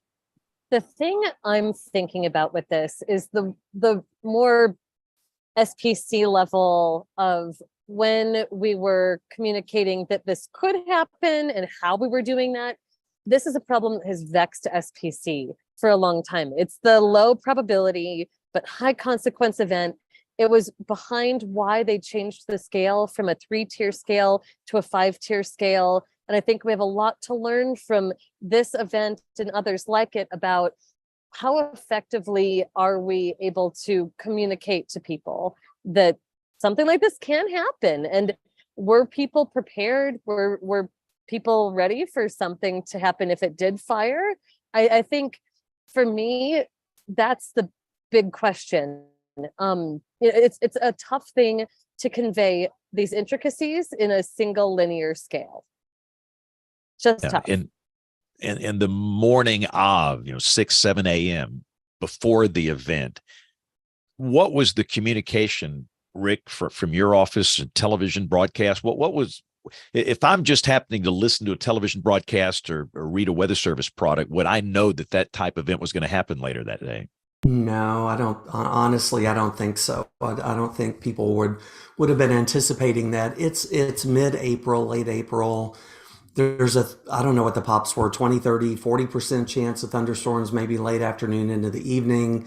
The TV stations have been showing severe graphics, but you're either in a marginal or a slight risk. And the slight risk probably, I haven't gone back and looked, but I don't know if it caught, even the slight risk caught everything.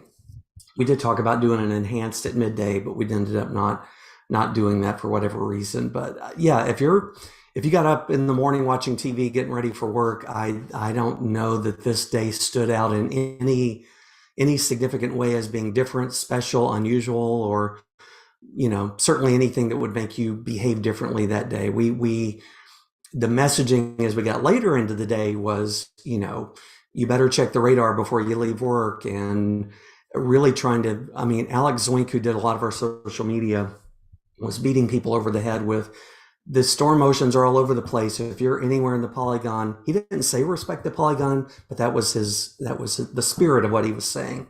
Is you better take this seriously. If he had done that, Rick. So he probably held short. He would have had to pay a royalty to Span if he had said that. And we've advised them not to do that. So So maybe we could blame it on Dr. Jacobs and the poor performance of the cams. Rick, what do you say? Some of the cams did great. Some of the cams picked up on this.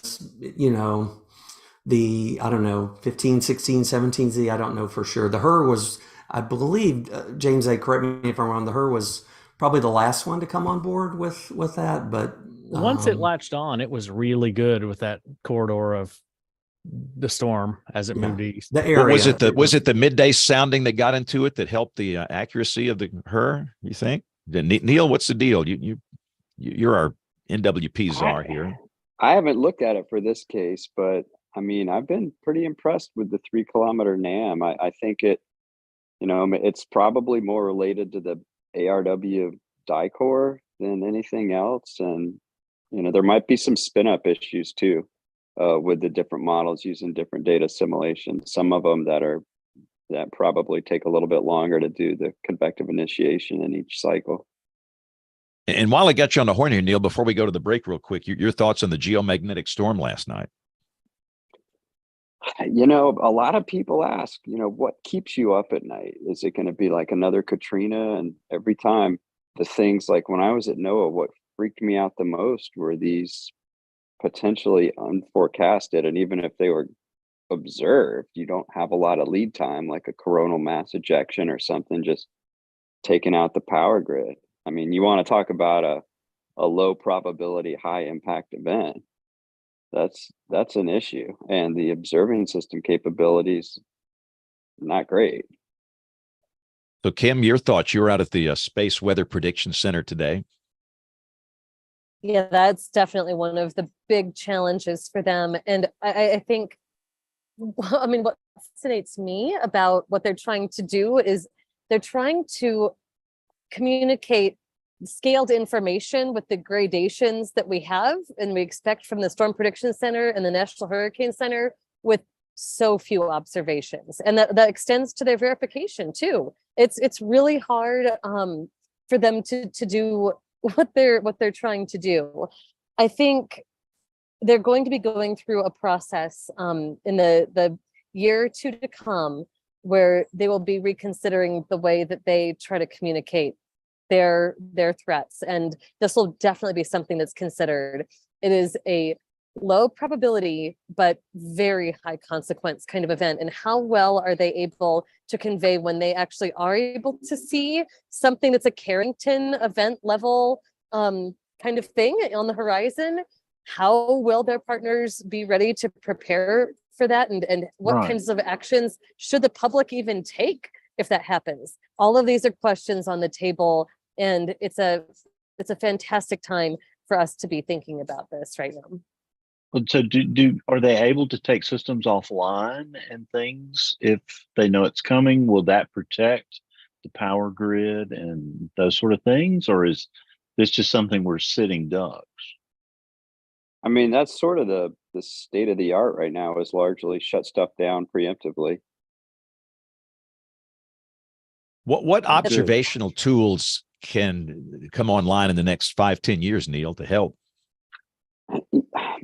Probably the best thing to do is positioning instruments at what they call L5, which is the Lagrangian 5. It just allows you to see on the backside of the sun. But other than observing it, you basically have enough time before you rotate around. It still doesn't give you much lead time. I think where the future, and I don't know this is going to be in that time horizon, but I'd like to think that correlating these with some type of sunspot events or other things where they could actually get in the business of predicting the formation of one would be beneficial. I mean, it's not like atmospheric rivers, but it is kind of, if you think about it, if you look at something like the MJO, it'll give you an idea of like the probability of this happening. It won't tell you exactly what mountain range the atmospheric river is going to hit, but at least you know to be on the lookout. But this is like 1930s weather forecasting, really. Yeah, I'd like to think crazy. It's scary. Yeah, it's really, really nuts. We have such coarse capability in forecasting and even just detecting. I mean, something that I think is so interesting, think about if you were following the news last fall, SpaceX lost several dozen of their satellites that they're putting up as part of the Starlink constellation. And that was simply because, I mean, it was a fairly routine sort of lower level hazard event, but the antecedent conditions of the atmosphere were such that when we did get that G2 level storm, the atmosphere could expand really quickly and the drag increased and just took those satellites down. And it reminds me so much of the problem we have with flooding threat. The antecedent conditions of the soil are really, really important for, if you put more water on it, then you get flooding. And I mean, just, we have so few really good ways to describe what's happening in the atmosphere for anyone, our partners included, to understand what's happening. It's fascinating. Sorry, James, go ahead and take it away. No, this area is so cool. It is. It's fascinating. It can be scary, but we must at this time take a break, and we're going to come in with Tony Rice and his astronomy report. We got Jen's This Week in Tornado History. We'll come back with some email, the weather roundup. We'll do picks of the week and much more as WeatherBrains rolls along. Looking beyond the atmosphere, here's Tony Rice with your astronomy outlook. Beginning late Sunday, April 23rd into the early morning hours of April 24th, effects of a strong geomagnetic storm were seen much further south than usual. This produced visible aurora anywhere from a slight green hue on the northern horizon for those really far south to dancing ribbons of pinks and greens as you got closer to the Canadian border. The show in the sky is created when charged particles streaming from the sun hit molecules in the upper atmosphere. The stream's pretty much constant, but usually very, very weak. Visible aurora are rarer and rarer the closer you get to the equator, in large part because of the magnetosphere, a donut-shaped magnetic field that surrounds the Earth and diverts most of those charged particles away. But when an event like Friday's coronal mass ejection, or CME, a large explosion of that charged material, occurs in Earth's general direction, those particles can dive down inside that donut along magnetic field lines, creating a geomagnetic storm. The stronger the geomagnetic storm, the deeper those particles make it into the donut, and the further south aurora can be seen. And that's what happened on Sunday, producing aurora visible as far south as Oklahoma and Arizona. Now, if you were following along last night, you might wonder why NOAA's Space Weather Prediction Center updates their aurora forecast maps only about every 3 hours. Predicting these storms is very, very challenging. We've got eyes on the sun with a couple of NASA missions, including the Solar Heliophysics Observatory, or SOHO, and Stereo A, the remaining spacecraft in a mission that observed the sun from all sides. But in situ data, that's really, really limited, as in just one set of instruments aboard the Deep Space Climate Observatory, or DSCOVR. DSCOVR is located at the first Lagrangian point, or L1, about 900,000 miles from Earth. Now, forecasters at NOAA's Space Weather Prediction Center, they forecast the strength and speed of events like this because they can vary, but they really can't measure it until it's traveled about 90% of the way to Earth, as it washes over DSCOVR. This is a bit like trying to forecast more traditional meteorological storms with just one weather station in a place that only gives you about 15 to 60 minutes of warning based on its location. It's your astronomy outlook. Follow me at RTP Hokie for more spacey stuff like this. This week in tornado history, the Plains tornado outbreak of April 26, 1991. 55 tornadoes, 30 of which rated F2 or greater on the Fujita scale. 4 were rated F4. There were 3 in Oklahoma, 1 in Kansas, and 1 was given an F5 rating. The Wichita-Andover F5 tornado was the third in a family of 4 tornadoes that pushed through south central Kansas. It developed 5 miles south of Clearwater in Sedgwick County and quickly became a multi-vortex tornado. Damage was extensive in the northern part of Hayesville, south and southeast of Wichita, and across McConnell Air Force Base.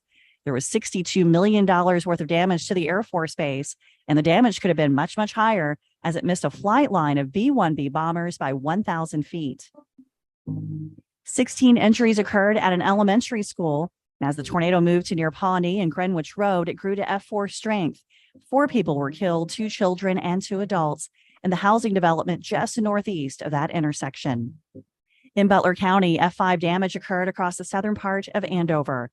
Large frame homes were demolished, and the Golden Spur Mobile Home Park was hit. Per storm data, quote, experienced tornado damage surveyors said the damage to the mobile home park was among the worst they had ever seen. 13 people lost their lives at this mobile home park. The park did have a tornado shelter in which 200 people utilized.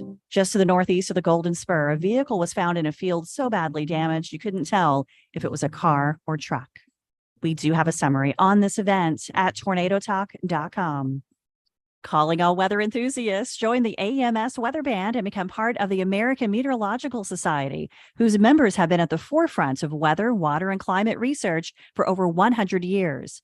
You'll get to go behind the scenes with the 10,000 plus scientists, broadcasters, educators, and researchers of the AMS. The AMS Weather Band brings together weather professionals and weather enthusiasts. Band members can grow their knowledge and appreciation of weather and climate by participating in virtual events, online discussions, Q&As, AMAs, webinars, photo contests, and more. AMS Weather Band gives you the opportunity to interact directly with those in the scientific community. Learn more and join the band today at amsweatherband.org. Time now to dig into the good old email inbox and see if just maybe something's in there this week.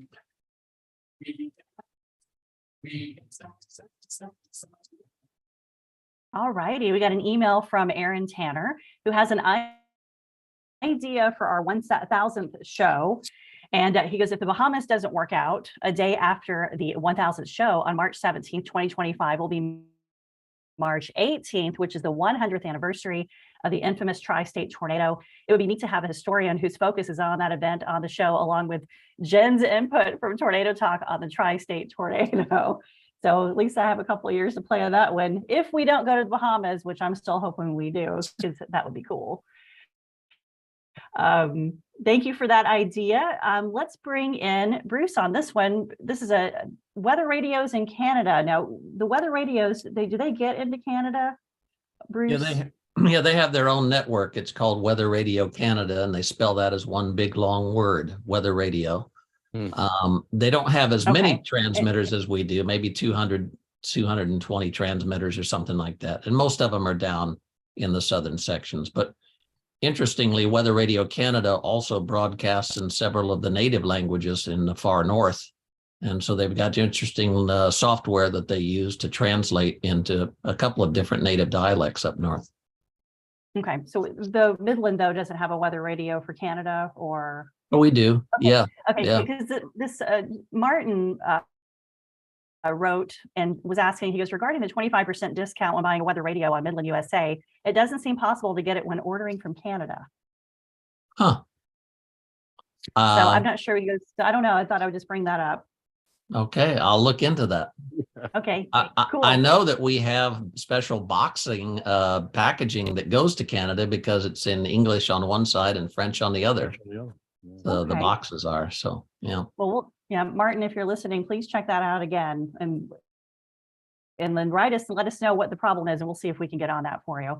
One more question from our friend James Lewis, who's in Michigan. He asks this really great questions, but this is a WEA question. What is the process like for getting a new warning or warning tag to trigger WEA? For example, when the destructive tag was added to trigger WEA for higher and severe thunderstorm warnings, who was involved and needed to approve that? Is it just the Weather Service, or do others, FCC, for example, need to sign off on it? And if a new warning product is being considered, that would be presumably trigger WEA.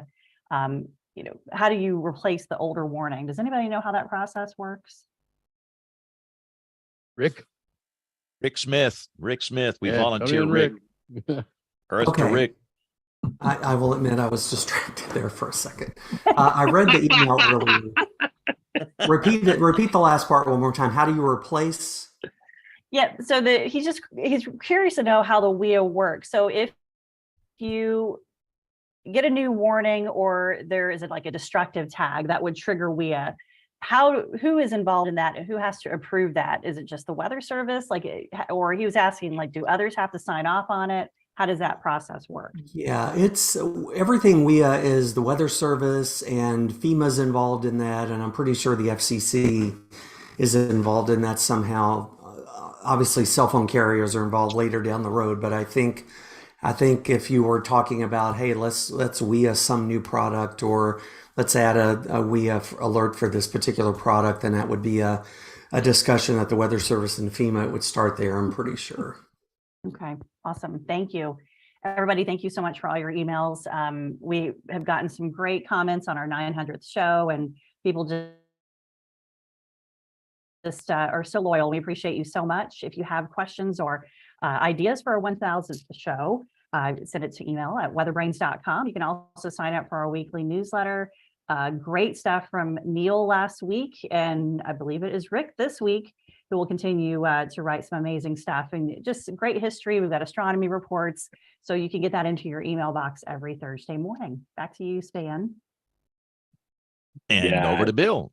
Yeah, Jen, you asked some great questions there from the audience of Bruce. Of course, we're preaching to the choir here. Most of the WeatherBrains listeners are the choir when it comes to weather radio, Bruce. We want them to become the evangelists. We want all of our listeners to go out and tell the story, so their friends and neighbors won't be caught unawares. I watched the entire event in Oklahoma because, Rick, something in your messaging that afternoon hit exactly home with me. I had to forecast for Duncan and Ardmore, and I told them what was going to happen, and it exactly happened the way. So I don't know what you messaged, but you messaged it well. So Bruce, how do we keep getting the message out more and more different ways? Well, I think it's most important to understand that, you can tell people something once or twice or 3 or 4 times, that doesn't guarantee they're going to put it in their permanent storage. I refer to these messages as evergreen messages because you're just going to have to keep repeating them over and over and over. And it includes turn around, don't drown, when thunder roars, go indoors, and it includes educating people about the NOAA Weather Radio Network, because it's been in operation now. 1974 is when they officially christened it as America's official federal warning service. And so we're going to have an anniversary next year. What's that, 60 years? But there's still a lot of people that you talk to them, they're like, what's a weather radio? But you know what? I just think that's normal human behavior. People get busy with their lives and they're not really paying attention like we think they are. So I would just admonish everyone to just keep repeating these messages. The turnaround, don't drown is fantastic. And so is thunder roars, go indoors. I love these messages. Yes, we need to come up with a catchy, pithy phrase for NOAA Weather Radio. I'm sure Troy Kimmel could get right on that and come up with something. But you've got a special offer for all of our listeners. We've got Mother's Day coming up, got Father's Day coming up. Great opportunities, right, Bruce? Oh, absolutely. These things make wonderful presents, and especially for an older person like your mom, your dad, your grandmother, your grandfather, aunt, uncle. We think of these as being a device because they're radio, a device that people over the age of 40 listen to. But we get plenty of 20-somethings in the aftermath of a tornado outbreak who buy one and put one maybe in the dormitory, or maybe they got it in their apartment. A NOAA Weather Radio is a great gift. It's a gift for you, and it's a gift for anybody in your family that says, hey, we have crazy weather in this country, so be prepared. And if you use the promo code SPAN25, that's SPANN 25, SPAN25 with 2 N's, that's the promo code that gets you 25% off when you purchase a weather radio at midlandusa.com. So the website is midlandusa.com. The promo code is SPAN, SPANN 25. And when you type in that promo code, you can get 25% off all your weather radios. So if you want to buy one for yourself, if you want to get one for your parents or your grandparents, again, Mother's Day is coming up, Father's Day is coming up, and they make great wedding presents as well, because that couple who gets married is eventually going to have some children. And when they have kids, then they're really going to be interested in being safe during severe weather. And there's no better way to do it with a NOAA Weather Radio. So SPAN25 is the promo code to use at midlandusa.com. Bruce, the hurricane season's coming up, and that crank model right there is not a bad idea either. Yeah, after Hurricane Maria hit Puerto Rico, FEMA bought 150,000 of those crank radios to send down there, because remember they were just without power for weeks. Yeah, it's a lifeline. So NOAA Weather Radio, every home, every business absolutely needs one. All right, so we kind of did the weather roundup with. Yeah, go, Troy. Can I get here with Bruce just for a second? Go, man. Go.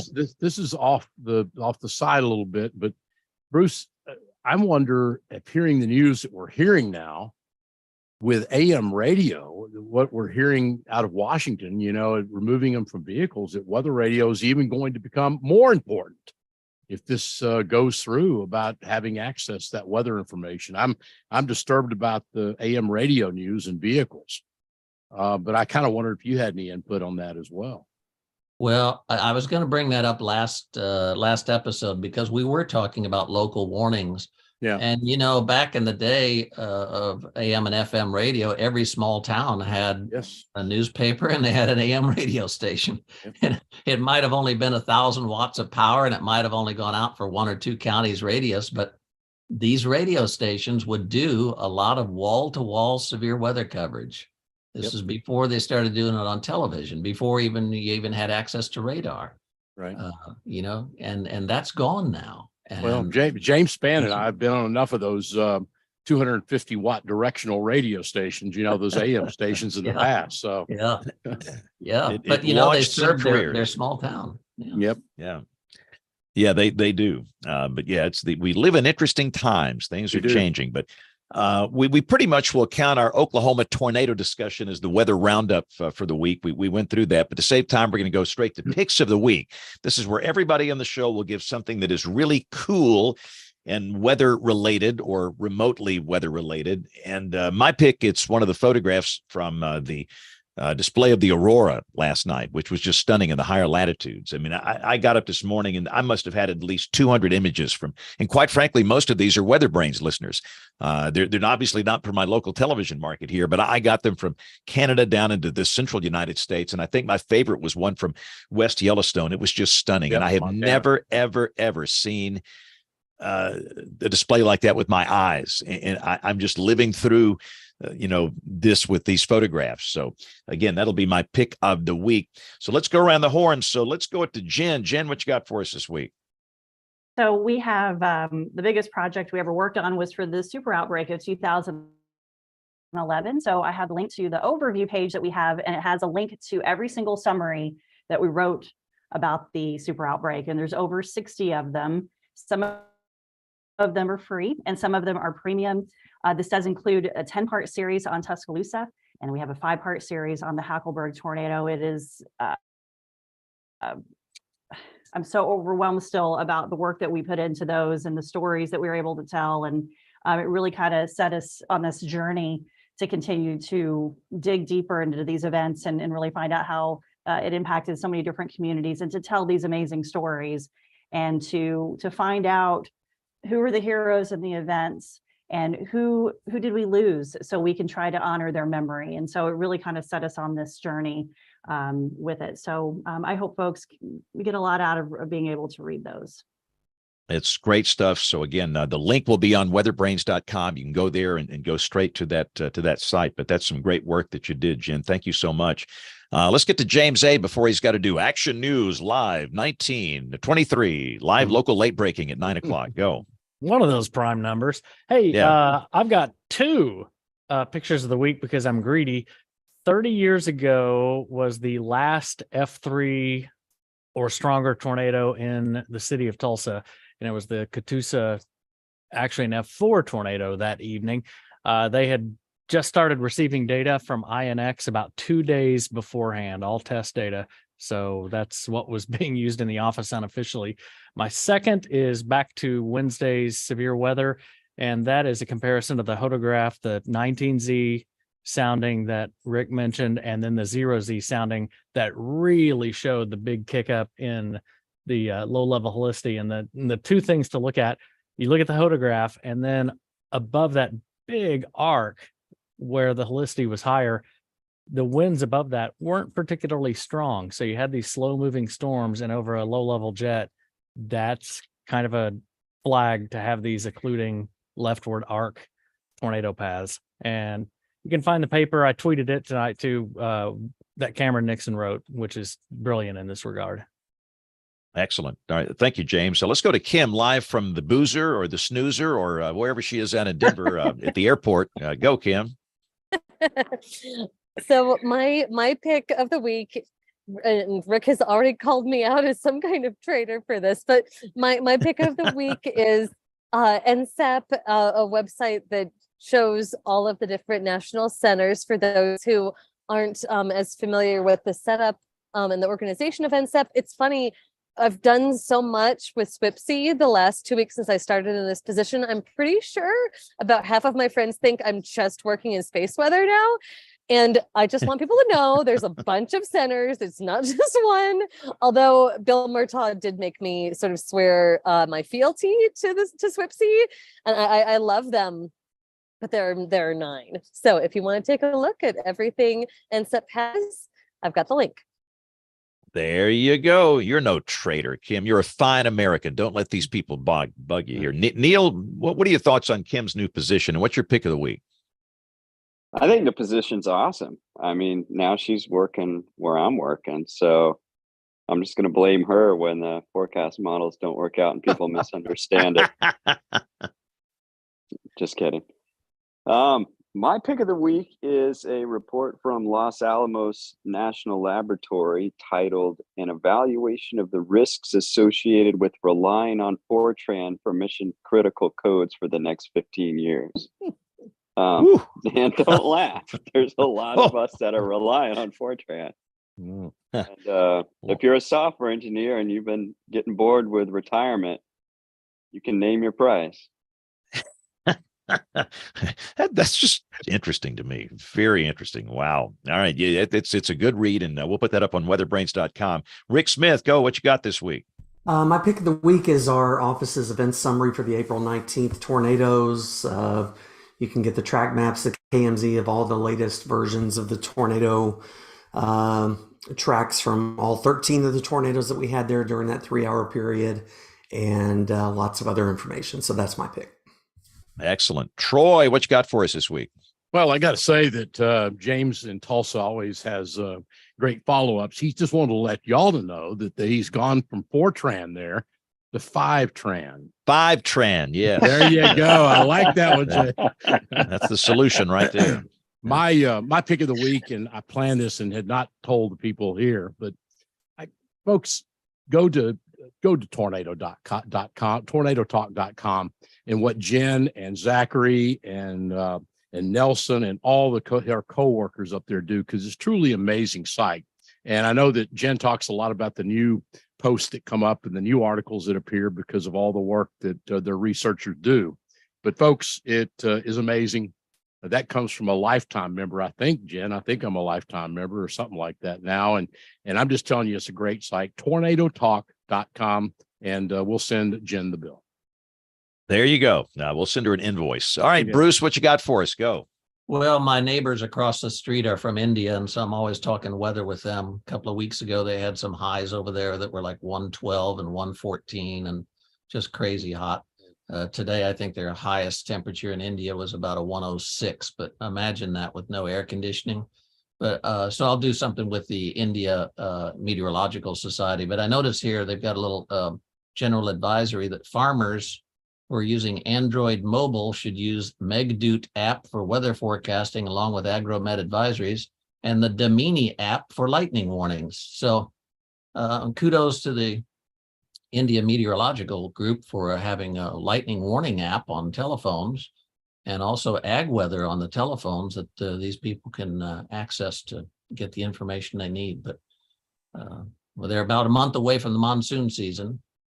Hopefully you just keep your fingers crossed in a country like that where they desperately need that kind of rain. Exactly. That's very important. All right, Bill Murray, go. Your turn. Yeah, James, cue up the foghorn because I love to hear it, and I'll cover a couple of guests that are coming up. Oh, yes. Thank you for the dulcet tones of the foghorn there, James. Yeah, Dr. Brian Jewett's going to join us, talk about long track tornadoes next Monday night. We've got a show for the 8th, got a show for the 15th. They're going to be fabulous. And I'm hoping on May 22nd, Mrs. Sharon Reed, who is a hero in the Selma, Alabama tornado, is going to join us. Our friend Kevin Laws at the National Weather Service in Birmingham has put us in touch, and we're going to have that American hero on the show on Monday night, May 22nd. So I'll be looking forward to her story. And that's just some of the great guests coming up. James, got to send those suggestions in. Jay Farlow suggested Brian Jewett, and just keep those guest suggestions coming. We really act on them, and we appreciate them very much. Got the best guest booking officer in the weather podcast world, and Bill Murray. This man is a legend. And the best deputies. Yeah. If you're new here, WeatherBrains is typically on the air every Monday night at 8 o'clock Eastern, 7 o'clock Central. And a lot of people do watch us live on the video version, youtube.com/WeatherBrains. But we know that most of you listen. So however you consume the show, thank you. Some have been with us since show number 1, way back in 2006. If you'd like to get in touch with us, the email address, it is email@weatherbrains.com. You have a question, comment on the show, zip it in here. We'll be glad to address it. So on behalf of the entire WeatherBrains crew, I'm James Spann. Thanks for listening. Have a great week, and God bless. Y'all have a great week. Thanks, everybody. This was Great a good show. one. Thanks. Safe flight there, Kim. Yeah, be careful, Kim. Careful. Hey.